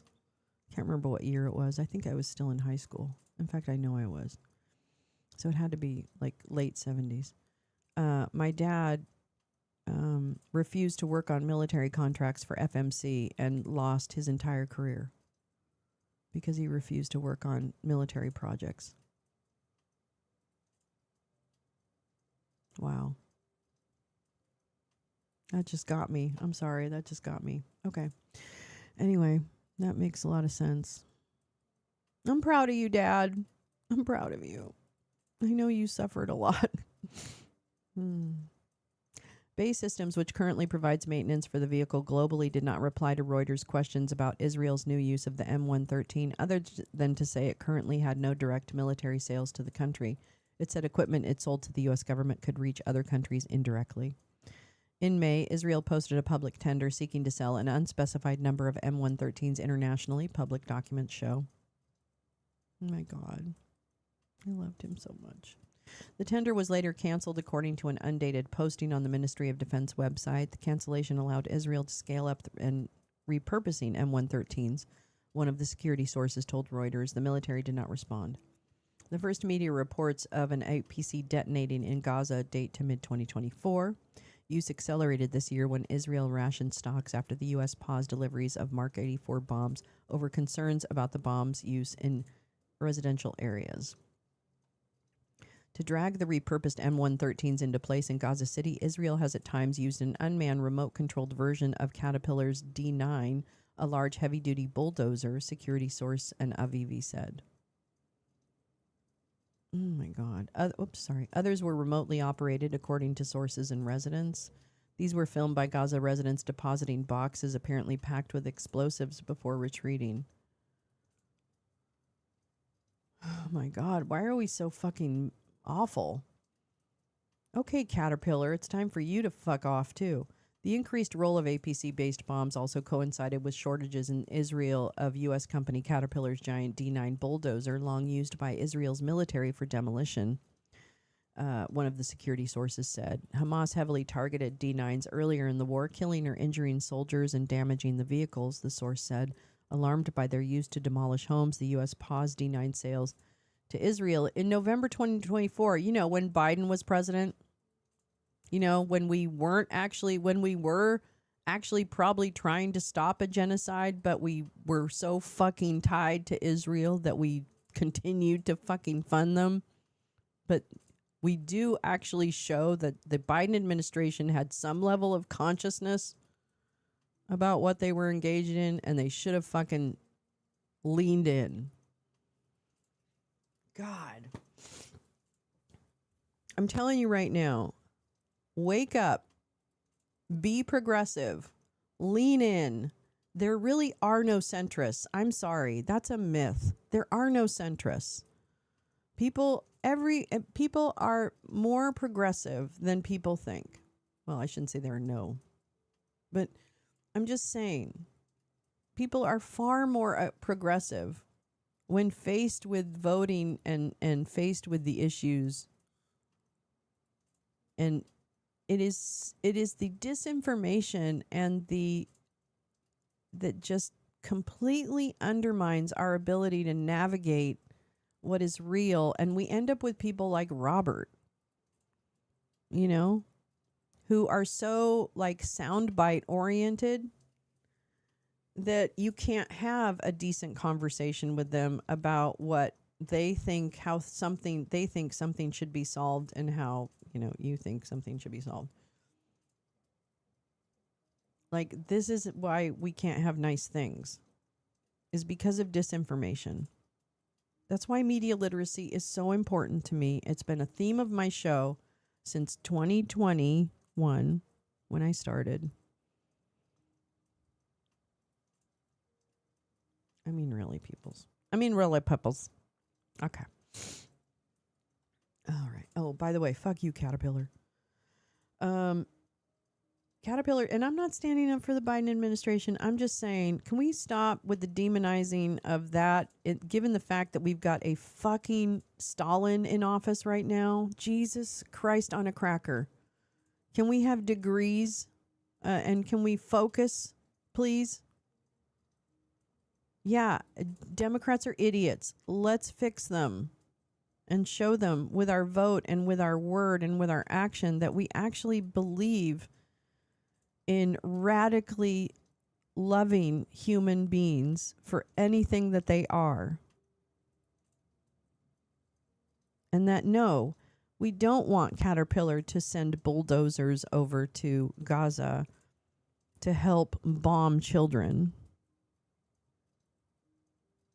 And I believe that if this country stood up and went out and we got that 3.5% or whatever the magic number is for social change,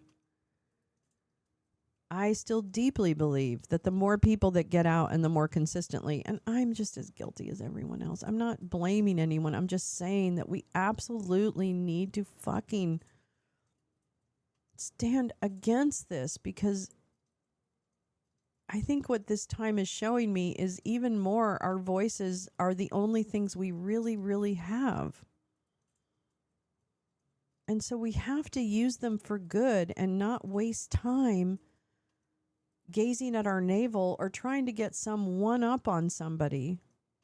I'm dealing in facts, man. I'm dealing in fucking facts. That's it. Malheur. I started trolling chuds during the Malheur occupation, but I met many of you trolling the People's Convoy. Exactly. Like, I mean, like, I don't know. So much. It's so much. It's so much. Okay. All right, let's go ahead. I'm going to go ahead and move on because we have a lot of stuff to cover and I don't want to miss a thing. But okay, what do I want? I think I want this. I'm just going to run through because I got a lot of stories at the top of this thing. Max Flower. Anyway. I'm not perfect. I'm not smart. I don't have all the answers, but I care about people and I care about rights, and I think people should have rights. I think people will be out again. I agree. No, I totally agree, Jane. I know it's a function. Part of it is a function of the weather. If you build a perfect global constitution, the world will embrace it. You know, I think that I think you're right. I think that there is always an element of greed and power hungriness and self-loathing that we have to understand. Happy New Year. Oh, Neil, I love you. And all our lounge friends, stay safe. Are there any Lolo related events tonight? There could be. I don't know. I'm not sure if I'm going to do anything tonight. I might actually, just for shits and giggles. Tomorrow I'm going to play the rest of the Star Wars movies, Neil. So starting in the afternoon on the West Coast, probably around 1 p.m., maybe, West Coast on New Year's Day. On New Year's Day at 1 p.m. West Coast time, 4 p.m. Eastern, I'm going to start the last 4 movies of the Star Wars thing we were watching. Best wishes for 2026. I think the farmers and ranchers might get out there too, yeah. Okay, here we go. Thank you. Thank you. U.S. pledges $2 billion for UN aid, but tells agencies to adapt, shrink, or die. That's right, bitches. The announcement will likely keep the United States as the biggest international aid donor next year, even as the Trump administration slashes funding for foreign assistance programs. Are there any traditional New Year's Eve movies? Yeah, I don't think anything's scheduled, but I don't know. We'll see. But definitely tomorrow I'm going to do movies in Discord. Yeah. I gotta put on some lip gloss. Lip gloss. Happy New Year to you. I think there are New Year's movies. I mean, I know a bunch of New Year's horror movies. Yeah. Paul Newman and the Bundys. That sounds like a band. Paul Newman and the Bundys. Bye, Neil. I love you. Bon. Whatever. Whatever that is. Bon. I do have a global think tank council, always looking for more logical people. Fuck yeah. Let's do it. I'm in. Where do I sign up? Okay, let's talk about aid. Let's talk about aid, baby. The Trump administration said on Monday that it would provide an initial $2 billion next year to fund humanitarian aid coordinated by the United Nations, but urged humanitarian agencies to deeply overhaul the way they deliver assistance. Do it shitty like we do. What does that mean? The move will likely keep the United States as the biggest donor in 2026, even as it drastically scales back the level of support traditionally provided by American administrations. Horror movie. Poseidon Adventure. Oh, god damn. Of course. Of course. I mean, we could do a Stranger Things marathon, too. I could do all the seasons, but that'd be crazy. But I like to do crazy things. That's all. I know Audrey's like, it all sounds good. Just fucking decide. Okay, blah, blah, blah, blah, blah. The announcement was a relief for underfunded agencies that provide food, shelter, medicine, and other types of aid around the globe, and it was welcomed with cautious optimism by some prominent international humanitarian organizations that have been dismayed by President Trump's push to slash aid. But the United States also issued a stark warning. We could take this away at any time. That's pretty much what they said. The agreement requires the UN to consolidate humanitarian functions to reduce bureaucratic overhead, unnecessary duplication, and ideological creep, the State Department said in a statement on Monday. The individual agencies will need to adapt, shrink, or die. No, okay, that's not how it works. That's not how it works. That's not how it works. Stop putting your dumb fucking fuck up, your dumb organizational disdevelopment. Stop doing that to functions that, yeah, okay, I know the UN. There's a lot of bureaucracy in the UN. I get it. I mean, I have a lot of experience with the UN. But I'm going to tell you right now, these guys are not the people to fix the UN. That's for fuck's sake sure. That I know. That I know. Oh, Mr. Spock, where can one learn more of this logical counsel? Yeah, fuck you, State Department. Fuck you, Marco Rubio. Man, I hope Marco Rubio has to sit in a courtroom in Nuremberg 2.0, and I hope he suffers so greatly. I can't wait. I can't wait to see his little lip quivering. Can you imagine? Little Marco and his little lip quivering. That's going to be delicious. Can I get an amen? Can't wait. I can't fucking wait. The United States was the leading funder of the UN's humanitarian efforts in 2025 with about $3.38 billion, or about 14.6% of the global sum, according to UN data. That was down sharply from previous years over the past decade, when it regularly contributed a third or more of the total yearly funding. President Trump has often criticized foreign aid as wasteful and rife with fraud. His administration has dismantled the United States USAID and cut support for foreign assistance programs, disrupting earthquake response in Myanmar, clinical trials in South Africa, malaria programs in Cameroon, and more. My email is in my channel info. You're serious? Oh, I thought you were kidding. Oh, my God. I hope his cell is full of Legos and he has no socks. Yeah. I know. I just hope there's constant ringing in his ears. Okay, I'm opening the Sapphire Kush cart. Everybody, everywhere, calm down. Max is opening the Kush cart. Yeah, baby. Yeah, baby. Amen. All right, I'm sorry. I'm getting distracted. The agreement announced on Monday creates an arrangement under which the United States will channel money into an umbrella fund run by the UN Office for the Coordination of Human Rights, or OCHA. Affairs, rather. The United States and OCHA will sign a series of MOUs to distribute that aid to 17 priority countries grappling with the fallout from wars, famine, and natural disasters, the State Department said on Monday. Jeremy Lewin, the State Department senior official in charge of foreign assistance, humanitarian affairs, and religious freedom, said those priority countries include Sudan, Syria, and Haiti. He described the funding as an initial anchor commitment.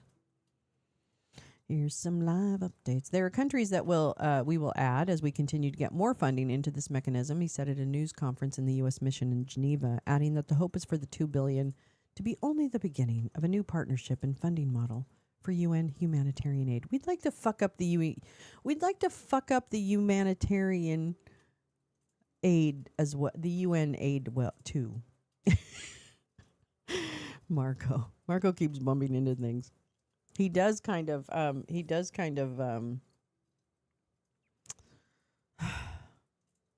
Yeah.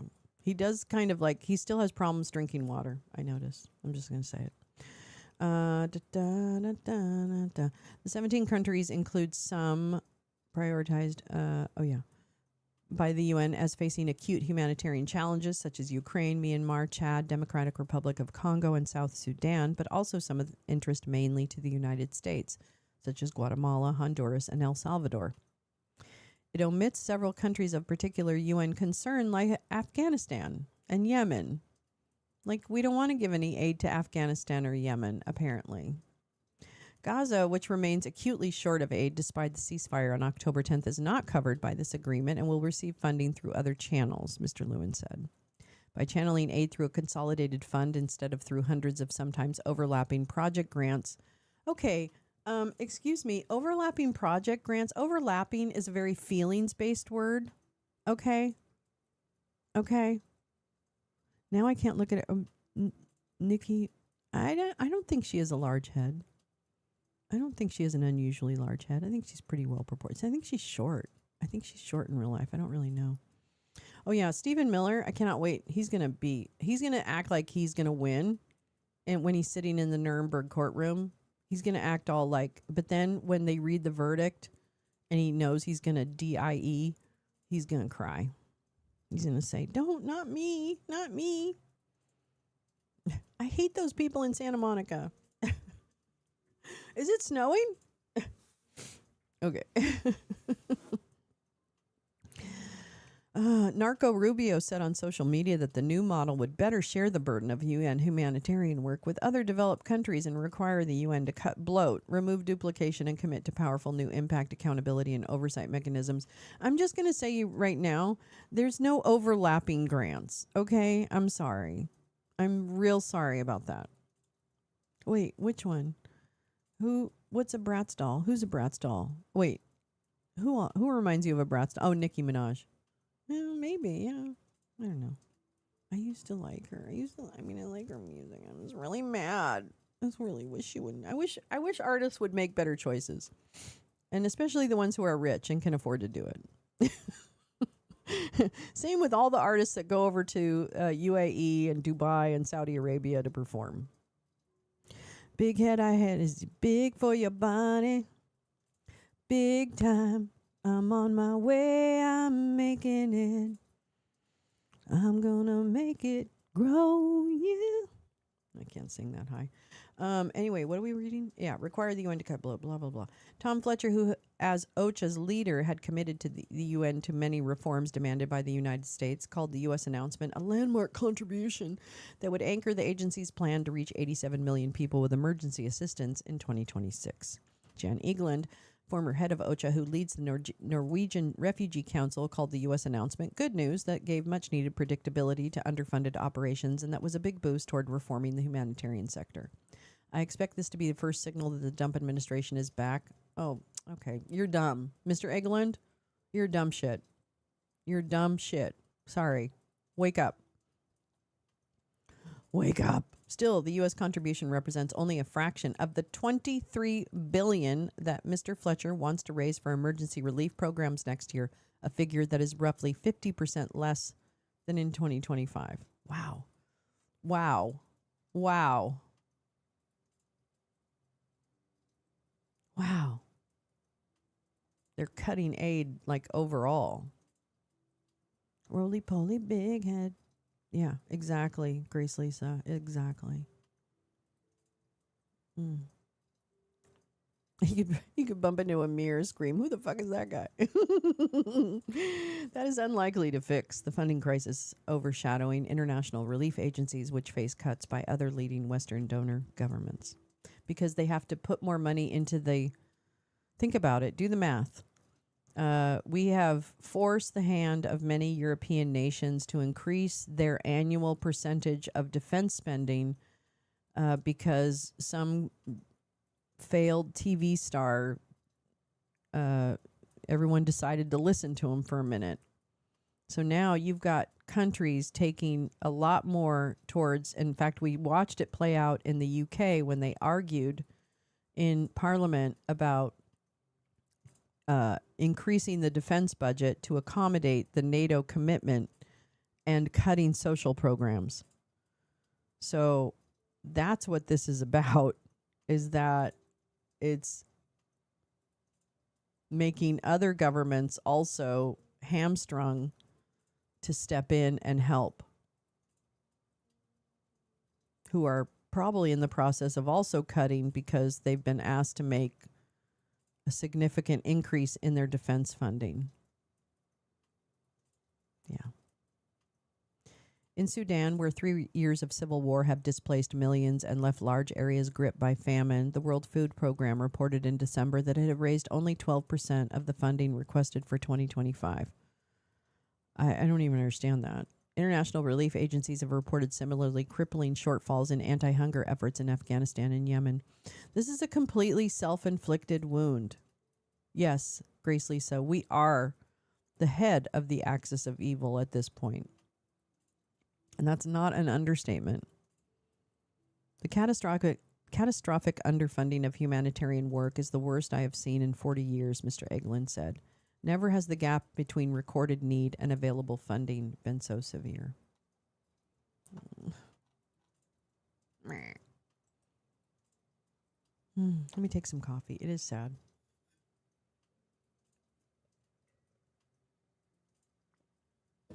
But knowledge is power.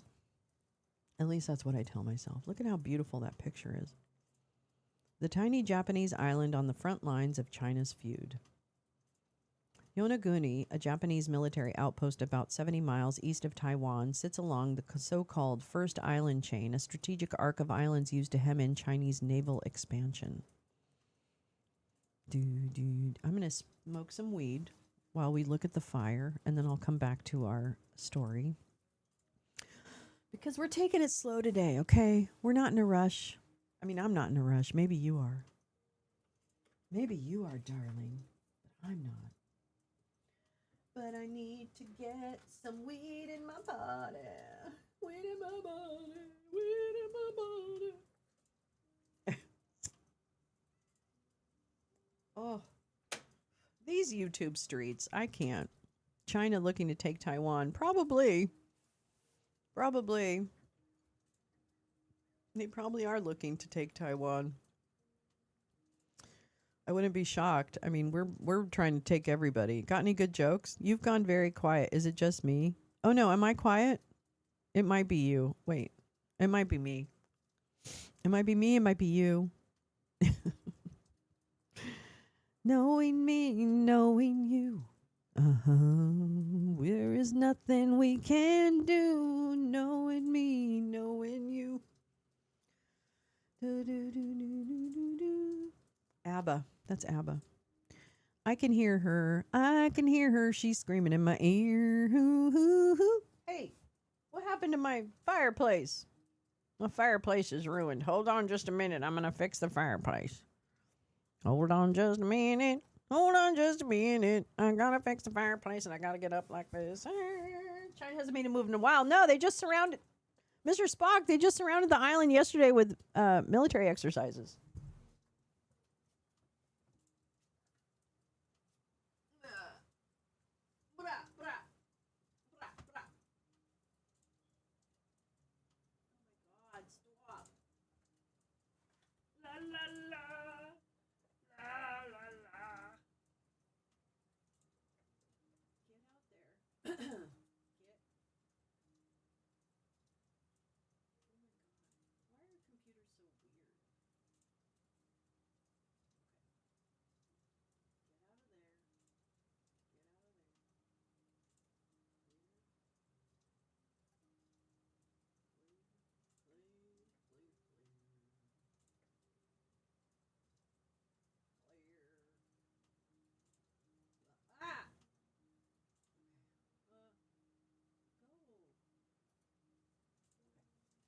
All right, it's fixed. Hold on. I'm coming back.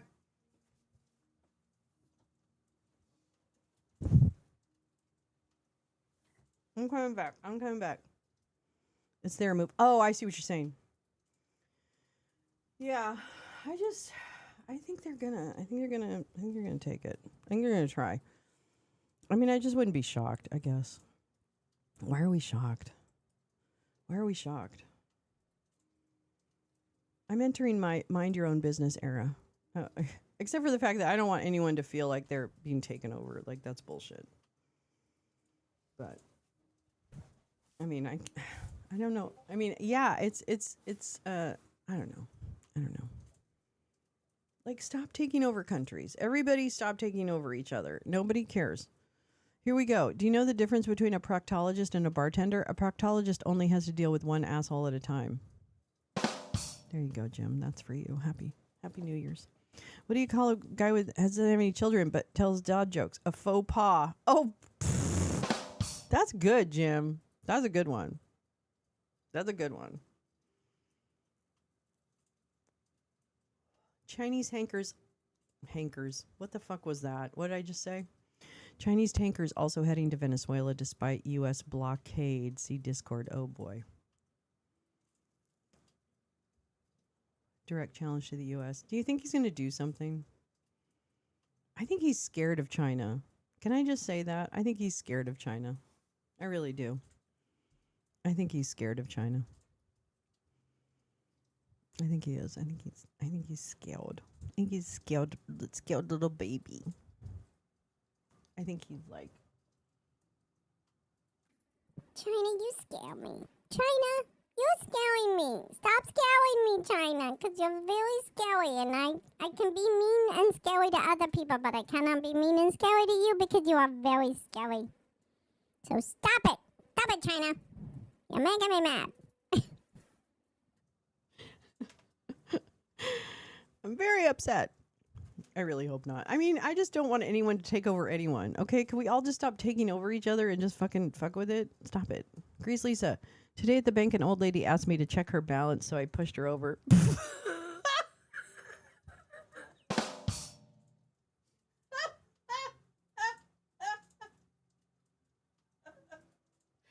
Oh my God, Grace Lisa, that's amazing.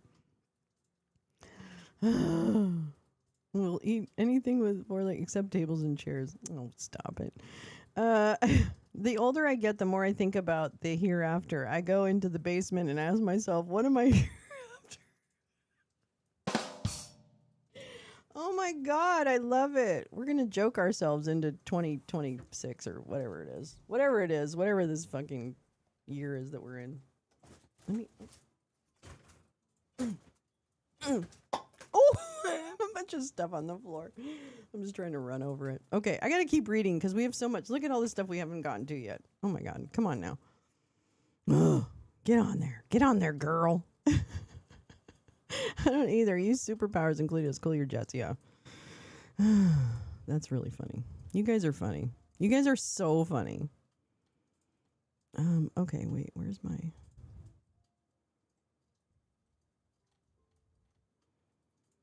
Silver bells. What song am I singing for a Wichita lineman? Now I want to know sort of like what is the Wichita lineman? I am a lineman for the county. Yeah. And yeah, now I remember. And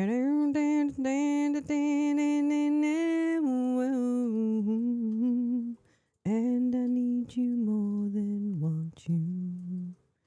And I want you for all time. I'm not singing that very well. Did you see the third tanker the administration was tracking near Venezuela painted a Russian flag on the side of it? It's no longer there. Did it paint it like on just to take the mickey with people? Like, what was it trying to do? Was it... Yeah. And I want you more than need you. I love that song so much. I love his voice. I'm sorry. We're not going to listen to the whole thing. Oops, it's not even playing.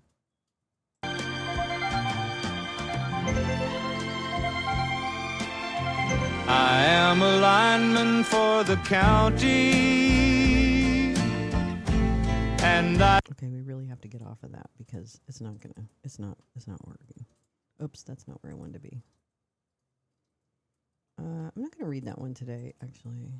I want to read this one, though.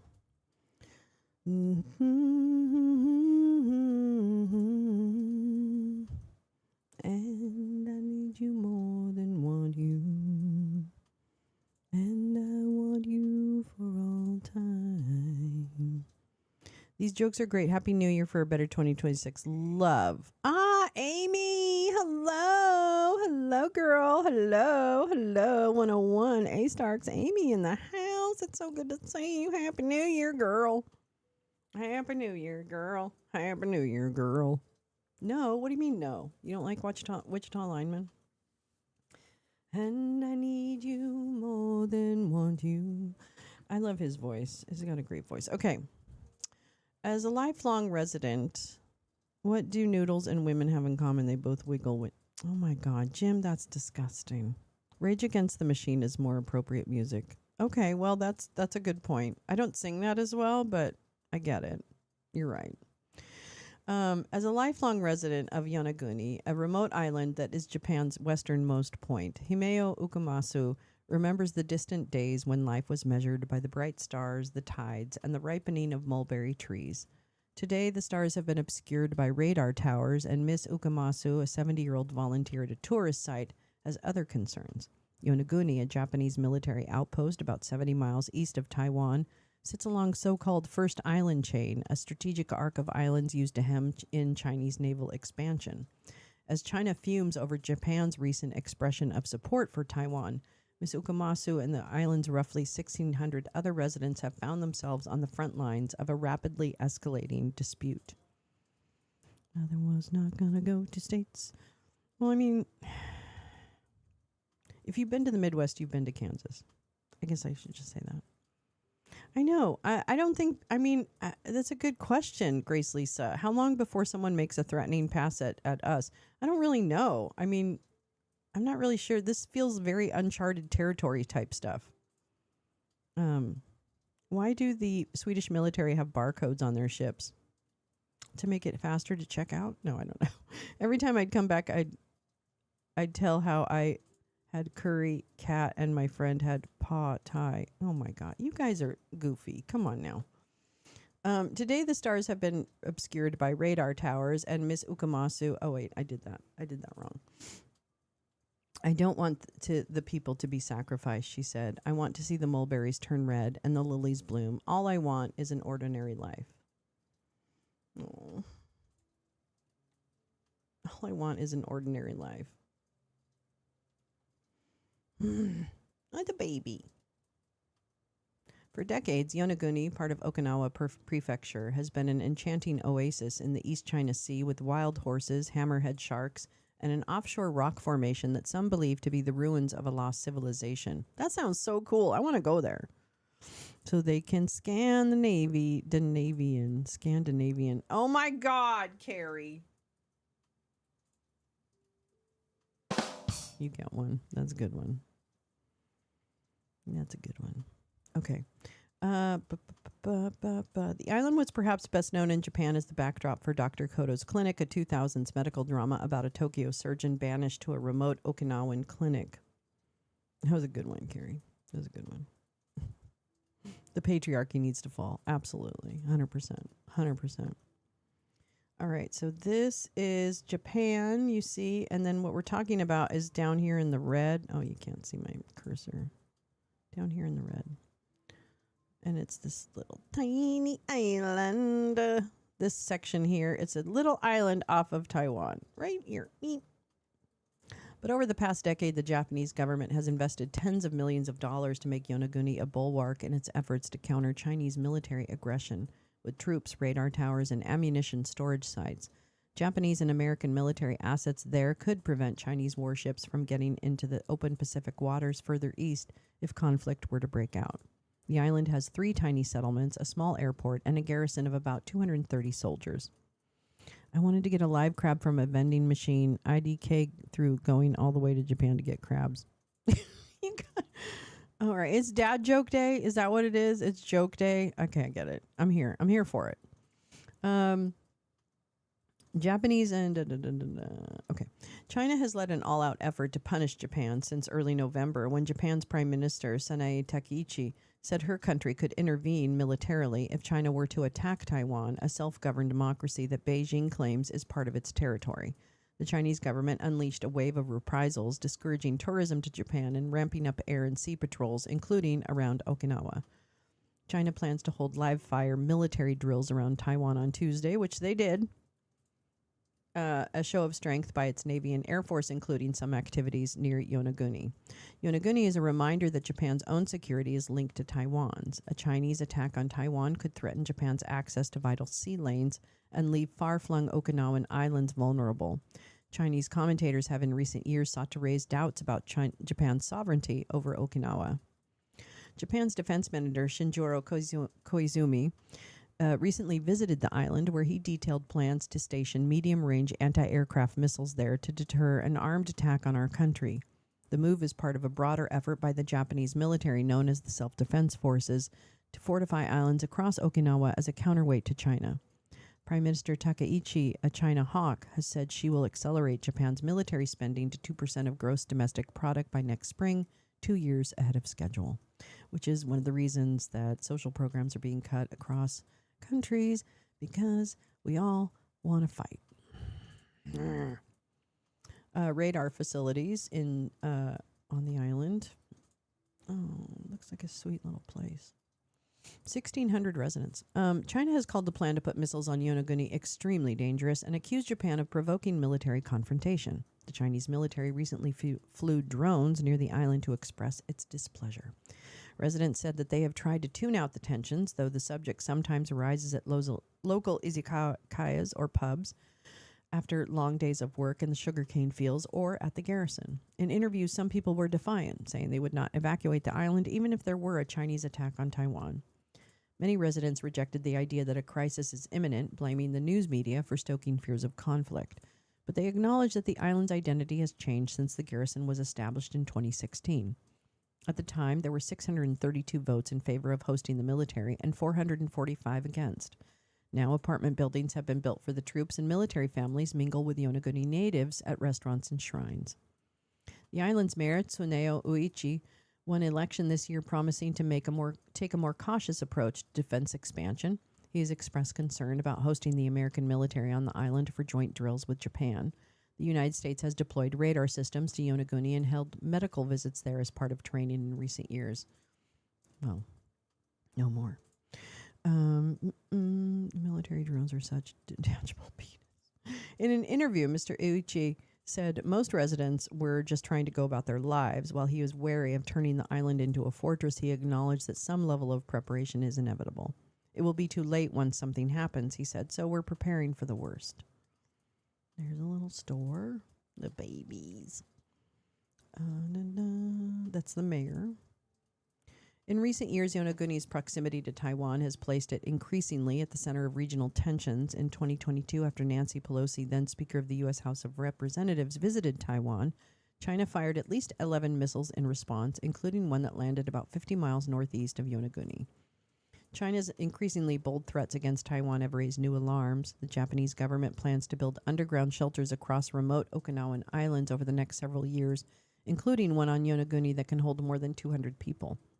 But there's 1,600 people on the island. Okay. And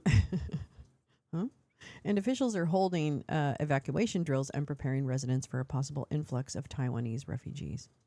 Japan also plans to deploy about 30 troops to Yonaguni over the next year to form an electronic warfare unit. Many residents are skeptical of the Japanese government's intentions, saying that the presence of more troops makes the island even more of a target.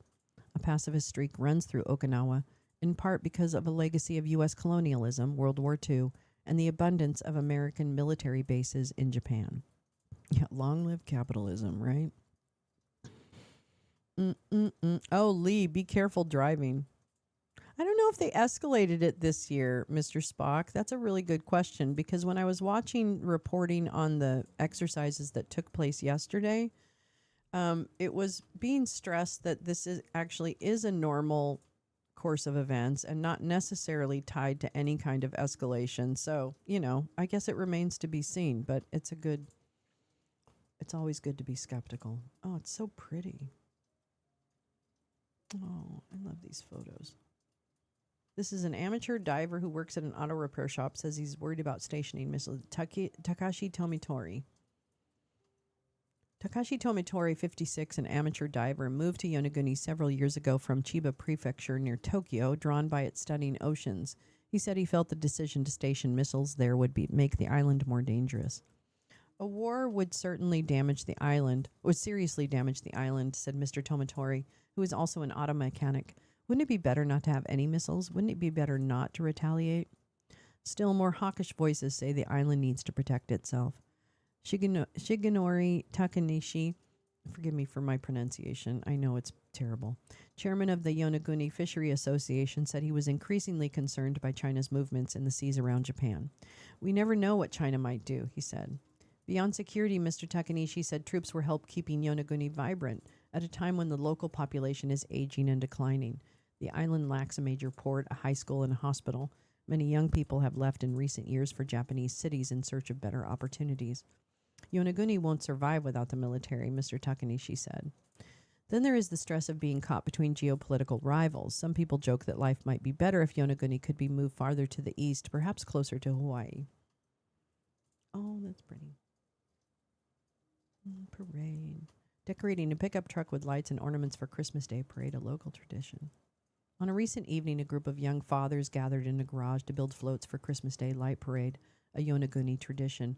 They spent hours hammering together set pieces and stringing lights as Christmas music blared in the background. The aim was to give residents, especially children, something light and fun to think about for a change. Hold on, my chat cut. Being a passenger in the UK also takes some getting used to. Oh, I know. I'm not a good driver in any country. I'm actually a really good driver.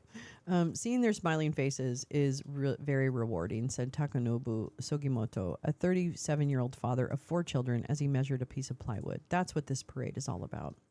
With tensions flaring in the region yet again, Mr. Sugimoto said the people of Yonaguni had come to accept there was little they could do to change the situation. That's the only way it can be, he said. That's the way we've become. Oh. That's a monument marking Japan's westernmost point on Yonaguni Island. Whoa. Okay. Calm down, mouse. Calm down. Let me see. I don't know. That's not. Oh, yeah. I do have some. Oh, I kind of want to read this. I'm sorry. Meh. All right, let's take a break. Take a little break. Apparently, there was 3 Boom Boom shelters at Mar-a-Lago. Wonder who gets the gold key cards for the good one. John Boyd, what the fuck? This card won't work. That's the last time I believe him. That's funny. I'm sorry. I'm sorry. I don't care who you are. That's funny. John Boyd. Oh my God. Yeah, did you hear about all the cancellations of shit at Kennedy Center? That's right. No art for Nazis. No art for Nazis. That's the hashtag. Nazis don't get art. And I admire the artists that are canceling their performances. I bet that is a difficult decision in some ways, probably an easy decision in many ways. But it is, I'm sure people had been looking forward to performing at the Kennedy Center. That would be quite an honor, I imagine, in some ways, or under different circumstances. But people are deciding not to perform at the Kennedy Center, and I think that is absolutely what they should do. They should literally cancel, and I guess we just have to shut these things down until I don't know. I mean, it's just so depressing. I can't get over it. It's just so depressing. But that's the way it is. Underwater, what's underwater? Is the whatchamacallit? Wait, the Kennedy Center underwater? And no, it's not the Trump Kennedy Center. That's the dumbest thing I've ever heard. Wherever they want to go, not in that vending machine though. Oh, I see. Make memorials memorial again. Exactly.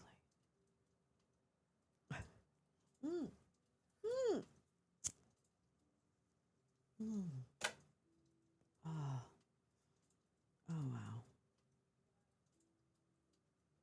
Let's see. What else do I have to read? Let's see. This sounds so depressing. Marjorie Taylor Greene sounds so depressing.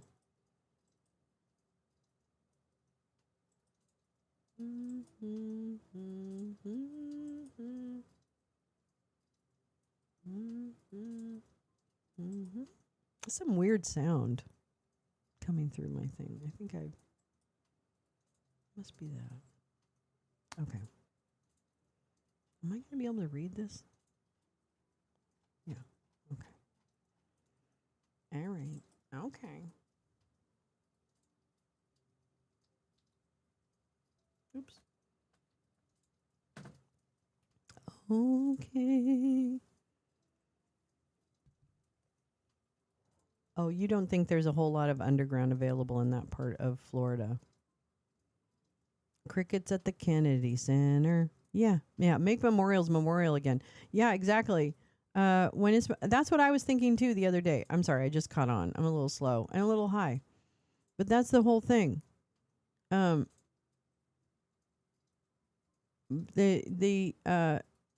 Kennedy Center. Wait, what am I talking about? Okay, wait, never mind. I'm just gonna move on.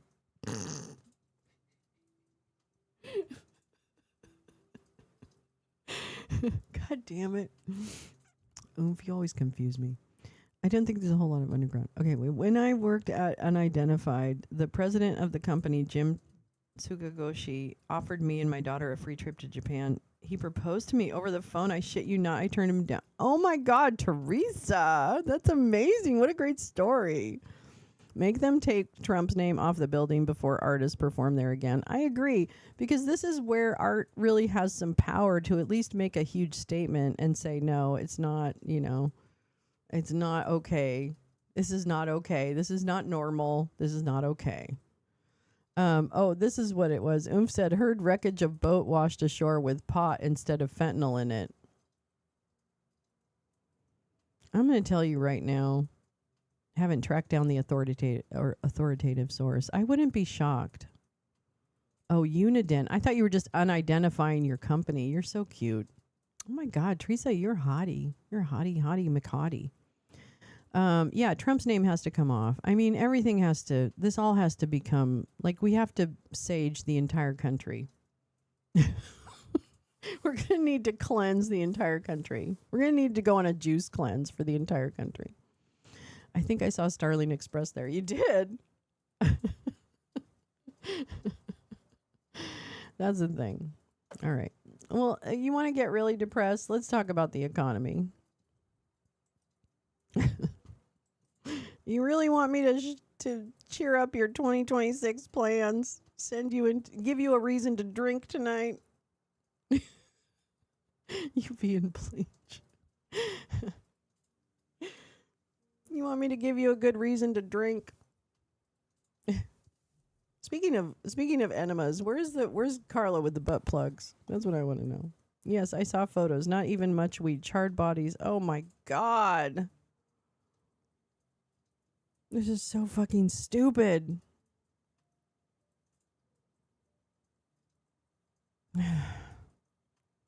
This is why I have no patience for chuds or idiots or incels, because I don't have time to have those types of conversations when there's a lot more I need to learn about.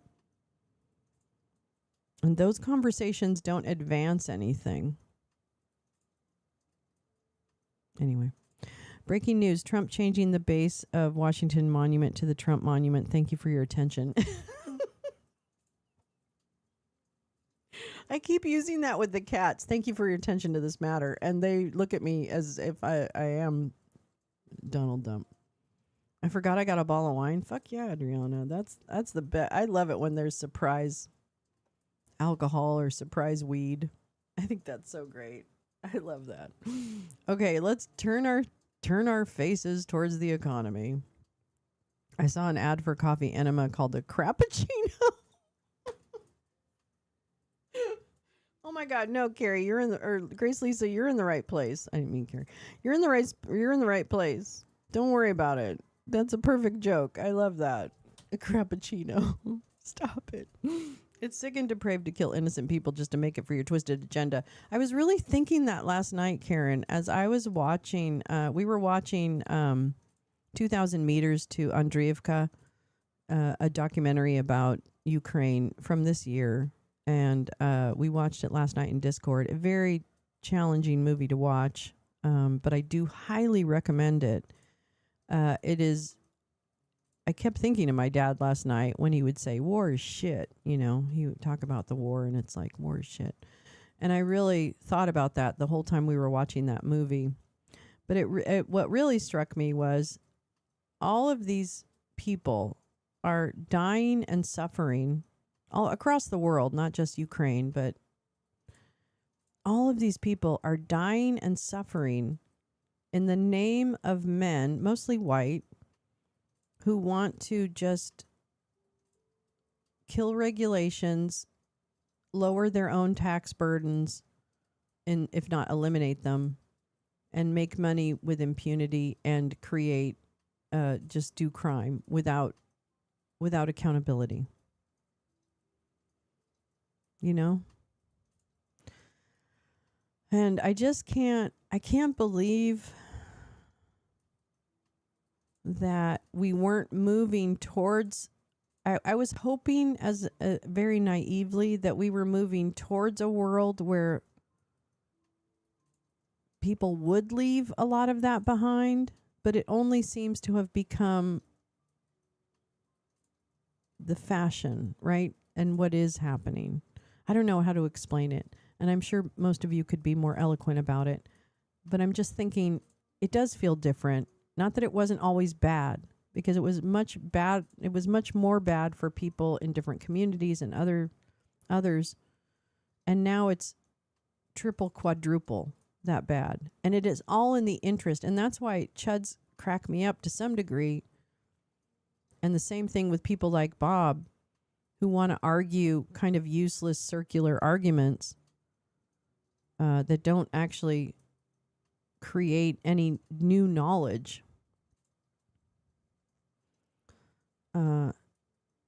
Is that we all have to suffer because of their desire to satisfy their own itch. Whether it be like with people like Robert, it's kind of like he feels power over women when he can speak down to them. And he doesn't even necessarily realize he's doing it, but that's what it is that when you kind of are disingenuous with your approach to me, or you make a stupid joke about women, or you make a sexualized joke or something like that, what you're trying to do is put me in my place. You're trying to demonstrate to others that you think you have more power over me when you are disingenuous or don't take what I'm saying seriously or dismiss or whatever. So that is another way that men especially try and create a situation. But unfortunately, when they're not very intellectually fit, you can kind of see through it, and you just end up telling them to go fuck themselves because you don't have time to actually even have and carry out the rest of that conversation. Apparently, potato enemas are Russia. I don't think it's potato. I think it's probably vodka. Yeah. Anyway, that's the point. The point is that people who either are in power or are perceived power or have kind of institutional power like men do through the patriarchy, when they have that institutional power, they frequently try to use it to kind of one up or, get one over on or humiliate or whatever.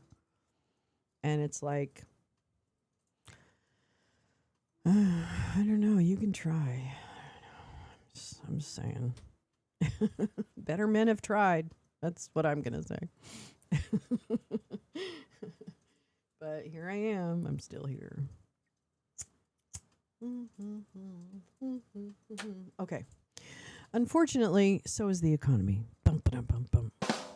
It's just dumb chud Russian talking points that require no factual basis to spout them. I know, exactly. It's just like, oh my God. I don't want to argue with MAGA minds. I just don't want to argue with MAGA minds. They don't. They're arguing with like Steve Bannon facts. It's like, oh my God, I can't even. We'd have to get through the first layer of bullshit in order to actually have a substantive conversation about it. Anyway, but you know what? I'm going to debate people in 2026. So I'm going to do it. Mr. Spock, you're so smart. Do you know me, Mr. Spock? I bet you know me. Okay, here we go. A jobless boom is shaping up to be the story of the 2026 economy. I'm sorry, everybody. Sorry to tell you. Crispy Gnome is wanting to demolish a historical mental institution to expand homeland security. You know, actually, Crispy Gnome and all the rest of them, they are going to be out of jobs. They are going to be out of jobs. And it's going to happen. It's just not going to happen fast enough. That's the only problem. Layers of bullshit all the way down. Yeah.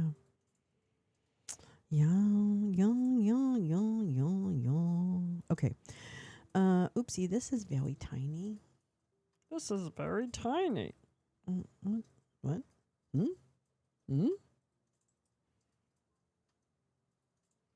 The first Noel. Here we go. The U.S. economy looks strong, but job growth remains slow, creating a jobless boom. AI investment and consumer spending drove GDP gains, even as layoffs and hiring freezes persist. Happy New Year. No.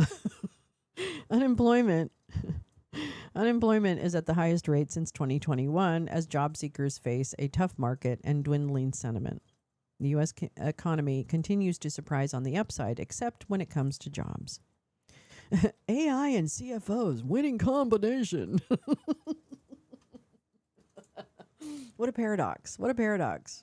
Spocko, empathy, Avenger. Oh my gosh. I don't know. I love Spocko. I loved that. I think he's Mr. Spock.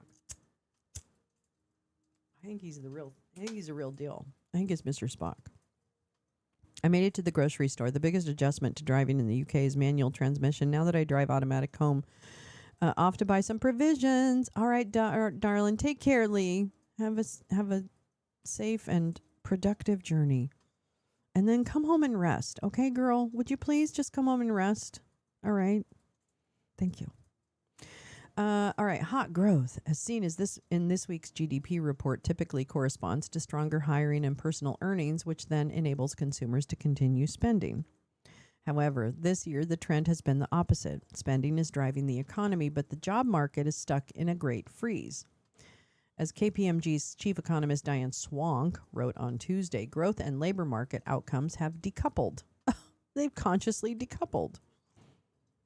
I'm telling you right now, prices are going up. Because I buy certain things like all the time, you know, like certain food items and stuff. And literally the prices throughout this year have gone up. Like they just recently went up like $1, you know. I was going to look at heating oil too. I kind of want to look at heating oil prices. It's shaping up to be the story of 2026. The U.S. has found itself in what some are calling a jobless boom. Money is flowing in and out of the economy at a healthy clip, but it's not going toward creating a new job for you. Instead, all eyes are on artificial intelligence investment, in which drove much of the year's economic growth. Along with still strong consumer spending. Yeah, because we scared everyone into buying shit. Because of the tariffs. The big AI investors were larger companies, including those that have led white-collar job cuts. In some cases, their profits have skyrocketed, and do more with less has been the mantra of the year. Firms are doing more with fewer workers, Swank wrote. Many overshot on staffing during the hiring frenzy and now are using attrition or layoffs to bring staffing levels more in line with demand. Others are offsetting the squeeze on profit margins due to tariffs with layoffs and hiring freezes. Economists are still grappling with how the U.S. ended up in this rare scenario. Really? Are they grappling with it? No, I don't think they're grappling with it. I think they know exactly why we have this self-inflicted wound called our economy. And it's because the Mar-a-Lago Accord and Stephen Mirren. Okay. Corporate America and big tech were the exceptions, with companies such as Amazon, Microsoft, Meta, Google, and Tesla announcing big cuts. Business Insider has heard from dozens of white-collar job seekers who said that finding a new role has felt impossible, and those with jobs have, in many cases, held on to them for dear life. In addition to a tough job market, this is all self-inflicted. Can I just remind everyone? Literally, the President of the United States is the one who created this terrible situation. Period. And it is not going to bring jobs back to this country. You were lied to, and you're falling for it. In addition to a tough job market, consumers had no income growth last quarter. However, spending held strong despite tariff uncertainty and stubborn inflation still above the Federal Reserve's 2% target. A large percentage of this spending uptick was in healthcare and medical services as costs for hospitals and nursing services climbed. You know, because whatever. This year marks the most Americans have spent on healthcare services since 2022 when the Omicron wave of COVID-19 spread. This suggests that despite strong spending by affluent households, much of this rise in consumer spending wasn't necessarily powered by confidence. In fact, consumer sentiment levels are among the lowest they have ever been, and many Americans have been cautious about spending because of tariff uncertainty. That's why. The tough job market isn't helping. Unemployment is at 4.6%, the highest since 2021.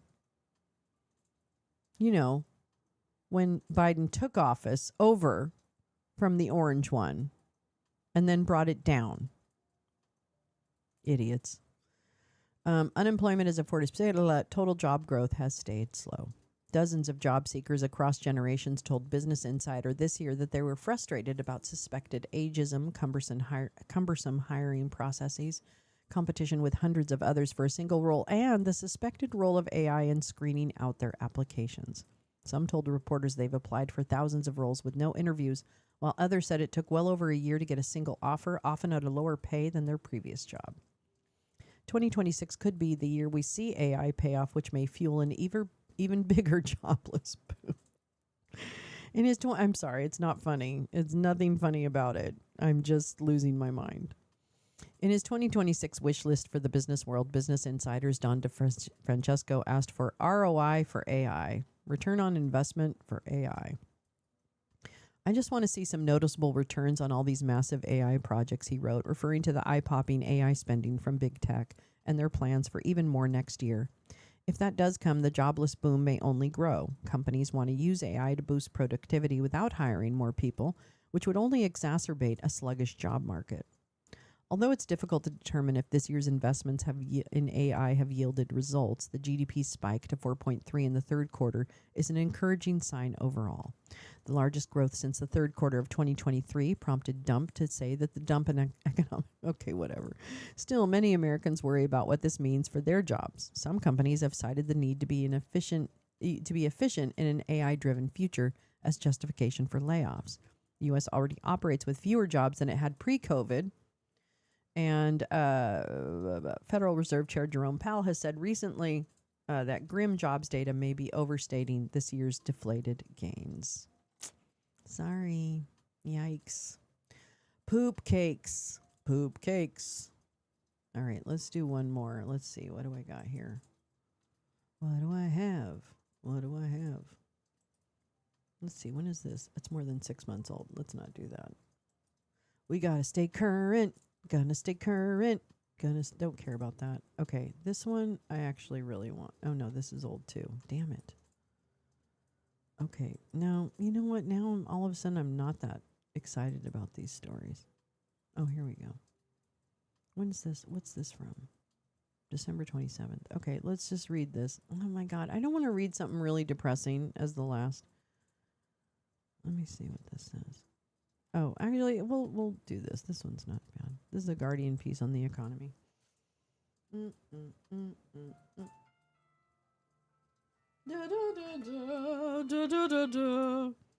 is that? Is that my daughter? Hello. Oh, hello. How are you, darling? Sorry. No problem. I figured I was calling right at the worst Well, you're time. on the TV now, so just make sure you don't say anything naughty. Oh, dear. Well, not your face. Your face isn't on the TV, darling. How are you? How was your day? Happy New Year, darling. Happy New Year. Yeah. Are you off to No. meet with your friends? No, well, almost. I'm actually. They're coming to my place. I'm going to pick up some. I'm hoping to pick up some New Year's decorations. Oh, that's nice. But Have a we'll little see how party quickly I party. can do it. Oh. Bobo's friends from New York are gonna come. They're gonna be in Europe, so they're coming to spend New Year's Yes. Eve with Bobo. So she's very excited to have friends. That's so sweet. I'm so excited happy. for you. We're Are you we've gonna? got a reservation at a little Korean restaurant. Oh, and you're gonna have afterwards we're Korean gonna go- food. Oh, yum. Yeah, Nice. because there's this really great place that's sort of like a. They have Korean barbecue options, but they also have just standalone dishes. Which Mhm. looks very good. Mm. Actually, I went there before, so that's great. Nice. And then we're gonna go to the ruin bars. You're gonna go to the ruin bars in Budapest. Ooh, sexy. It Yeah. sounds really, really hot and It's steamy. apparently really close to where I am. I didn't realize. Oh, that's good. That's good. It's 9 hours ahead, Karen. She's 9 hours ahead. I know it is 9 hours. So it's It's, early evening. 6 p.m. right now. Yeah, it's early evening. Well, I hope you have the best time and just happiest New Year to my baby. Happy New Year to you too. I love you so much. I'll report back from the future. Oh, good. Tell me what the future's like. Okay. All right. But just so you know, I might not be able to call you again tonight because I'll probably be out in a boot. Oh, because you'll be having fun with people? Oh, okay. Whatever. I love you so much. Have a I love great you time. too. All right. I'll talk to you when I talk to you. Be Talk to you safe. later. Please be Oh, safe. I will be, of course. All right. You know me. I know you. All right. Bye. I love you. Bye bye. Oh, those are my baby. Those are my baby. She's in the future. She's in the future. She's gonna have fun. She's almost out of 2025. Anyways, okay. You know what? No, I'm not going to talk about the economy anymore. That was a nice way to be in the show. We'll get to the economy. The economy will still be there when we're done. Let's just sit and talk to each other. Yeah, she's going to have a good time. I can't wait for her to come home. It's only like a little bit over a month now until she comes home. I'm so excited. I can't wait. I think it's gonna be but she's gonna have so much fun tonight. They're going to one of those really fun, really a really cool bar in ruins. You know, they have these ruins, I guess, in Budapest, and so they have these bars that are in the ruins or something. And so they're gonna go there, and it sounds like fun. But she has to be safe. But she's not a drinker. She doesn't really drink. I mean, she'll have wine or something, I'm sure, but she doesn't like drink. So I don't worry about her on that way. She doesn't enjoy it. No. I haven't either, Audrey. I went to their grand opening and got to walk through the cars in the middle of the summer, but it didn't go anywhere that day. Wait, what are you talking about? She's in the future. I used to work Grateful Dead New Year's Eve runs, and oh my God, I missed that. Grace Lisa, Jesus Christ, that sounds like so much fucking fun. I can't even imagine. Oh my God, that would be so great. I don't know. I've never really been a New Year's Eve person. I don't know why. I mean, I'm probably just a loser. You know, I don't go out or anything. I mean, I was a drinker for many, many years. So every night was New Year's Eve when I was a drinker. So it didn't really matter. But I'm glad. I meant Boynton Beach. Oh, I like Boynton Beach. You have no idea. Oh, I bet. Oh, Grace Lisa, I can only imagine the fun you were up to. That sounds like amazing. What a once in a lifetime. What great memories that is. I think it's great. Memories are the best. I would give away miracle tickets in the parking lot. Oh my God. That must have been so fun, Grace Lisa. Oh my God. That would have been so fun. Think about how much you're making people's night. Fuck. That's amazing. That sounds like fun. Now that would be fun. I would go to a really big concert on New Year's. That would be fun. Really get crazy, drop a bunch of shrooms, get out there and get wild, dance. I when I'm on shrooms, I dance. I'm like always moving. 2 fingers up, I need a miracle. Yes, good times. Hell yeah. Hell yeah. Hell yeah. I need a miracle. Well, kids. Well, I guess I sold mine. Well, hey man, that's also smart, and it's all right. You're turning something into something, and that's really great. I can rationalize almost anything, by the way. White blotter. Is that acid? Were you dropping acid when you went to see the Grateful Dead? Oh man, I don't know. This world, what a crazy, crazy mixed up world we're in. All right. Well, I think I'm going to let you go. I've kept you for 2.5 hours this morning. I made it on time. I'm very happy. Nitrous. Oh my God, I remember nitrous. That was awesome. That was fucking awesome. I love all the drugs. Love all the drugs. I took the drugs and the drugs are working. Drugs are working. I took the drugs and the drugs are working. Drugs are working. You see Satan and demons? I'm not doing enough. You see Satan and demons. Am I supposed to stop you from seeing Satan and demons? Or do you see Satan and demons around? I don't understand.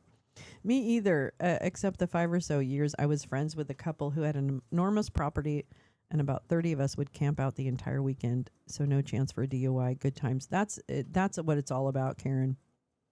So happy to see you too, Grace Lisa. Happy to. Oh, that's a joke? Oh, I didn't know.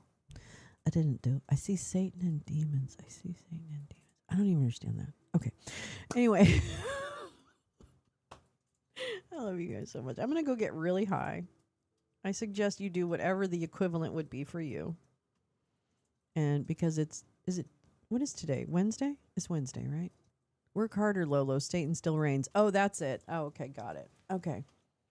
Okay. I don't know if I'm the girl. Okay. I'm not sure I'm the girl to get rid of Satan. I'm just saying I might not be your girl. And nitrous is good for home dental care.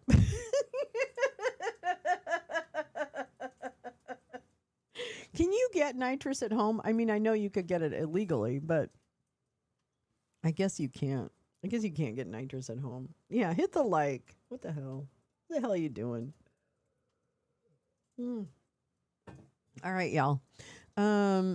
Maybe I'll see you tonight. I don't know. I'm not really sure what's going to happen, but if I do, I'll certainly let you know in Discord or thereabouts. And then tomorrow morning, I will be back for a live wake and bake tomorrow morning. Whippets. I love those. I love those little brown bottles you got in college that you just sniffed. Those were poppers, right? I think those were poppers. We used to get tanks from medical suppliers. I remember there was a person you could hook on Amazon, no problem. Oh my God, really? Yeah, Whippets. We did those. I love that. I love all that shit. I mean, I'm surprised I survived college. I'm going to be honest with you. I was shocked I survived. Gainesville used to deliver to your house in the 90s. Holy shit. Delivered to your door. Well, let's go. Let's go. It's going to be a day. Yeah. Anyway, so tomorrow I'll be live in the morning with more stuff. And then on Discord tomorrow we're going to do the Return of the Jedi is the first movie, and then the 3 newest Star Wars franchise movies. I can't remember what the name. Oh, it's amyl nitrate. Okay, that's what I did. The little brown bottle is what I used to do in college. And I literally remember someone giving me that at a party, and I'm like, what is this? And they're like, I don't know. And I'm like, okay. You know.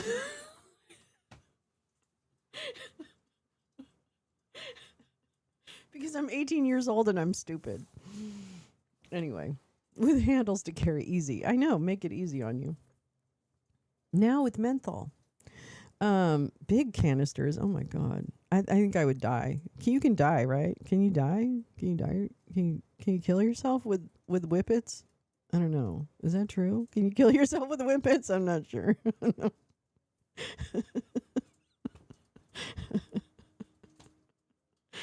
Oh my God. All right. So we're going to watch all of fucking Star Wars. Rush. Yes, Karen. Thank you. It was called Rush. That's what ours was called.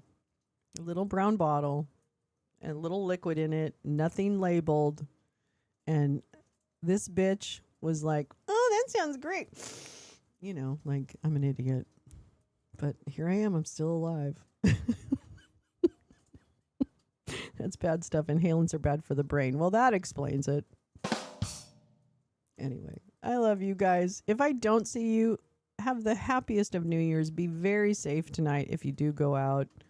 And otherwise, I hope you just have a nice, beautiful, cozy Higa evening at home. And could displace oxygen for too long. Yeah. See, I don't think I could be trusted with a huge canister of it. I don't think I could. I don't think I would. Yeah, whatever happened to that? Thank you, Audrey. Like, that was a pretty cool little drug. What happened to that? That's a serious question. No, I agree. Yeah, we used to sniff Rush. How are we alive? How are we alive? Thank you, Audrey. I'm just sitting here going, oh my God, all the shit I ingested without any question in my life. I remember being so coked out of my head too once for like days. Oh my God. Val, Happy New Year, my love. Val, I've been looking at Class C's. Val, I've been looking at Class C's, little 24-footer, maybe a 20-footer. For extended NO2, you used to take extra vitamin B12. Okay. You're so welcome, Teresa. Love you. I love you so much. I had an idiot friend who stole chloroform from the science lab, did it all weekend, and ended up in the I'm sorry. It's not funny because it's terrible, but I don't know. There's something about the unintended consequences of our actions that sometimes make me giggle. But that's a terrible story, and I hope they're okay. I'm so sorry. I laugh inappropriately sometimes. I don't mean to. Okay, so I will see you. Yes, girl. Yes. I don't know. It will be not. I'm just looking at them just to find out what I like and what I don't like. I'm not going to do anything. Well, Happy New Year. Okay, so if I don't see you, have a wonderful New Year. You are a gift to this world, and I hope you know that. And if you don't know it, I'm here to tell you it. Okay? And I hope I see you tomorrow morning for our New Year's Day. I hope I see you next year. And our first trivia show is this week of the new year, and it's themed New Year, Same Me, Get Over It. That's the theme. So that's my 2026. New Year, same me, get over it. All right. I'll see you guys later. I love you so much. Have a wonderful day. And don't let anybody tell you that they know more than you do, because it's just not true. And I know it for a fact. Okay, bye.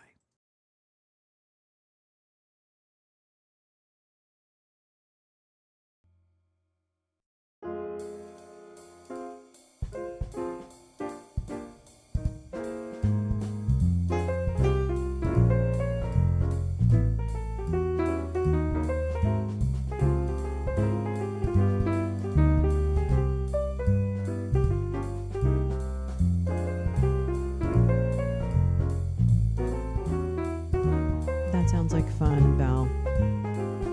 That sounds like a lot of fun. I love you guys too. Thanks, Amy. Thank you, everyone. I love you guys so much. Have a great day.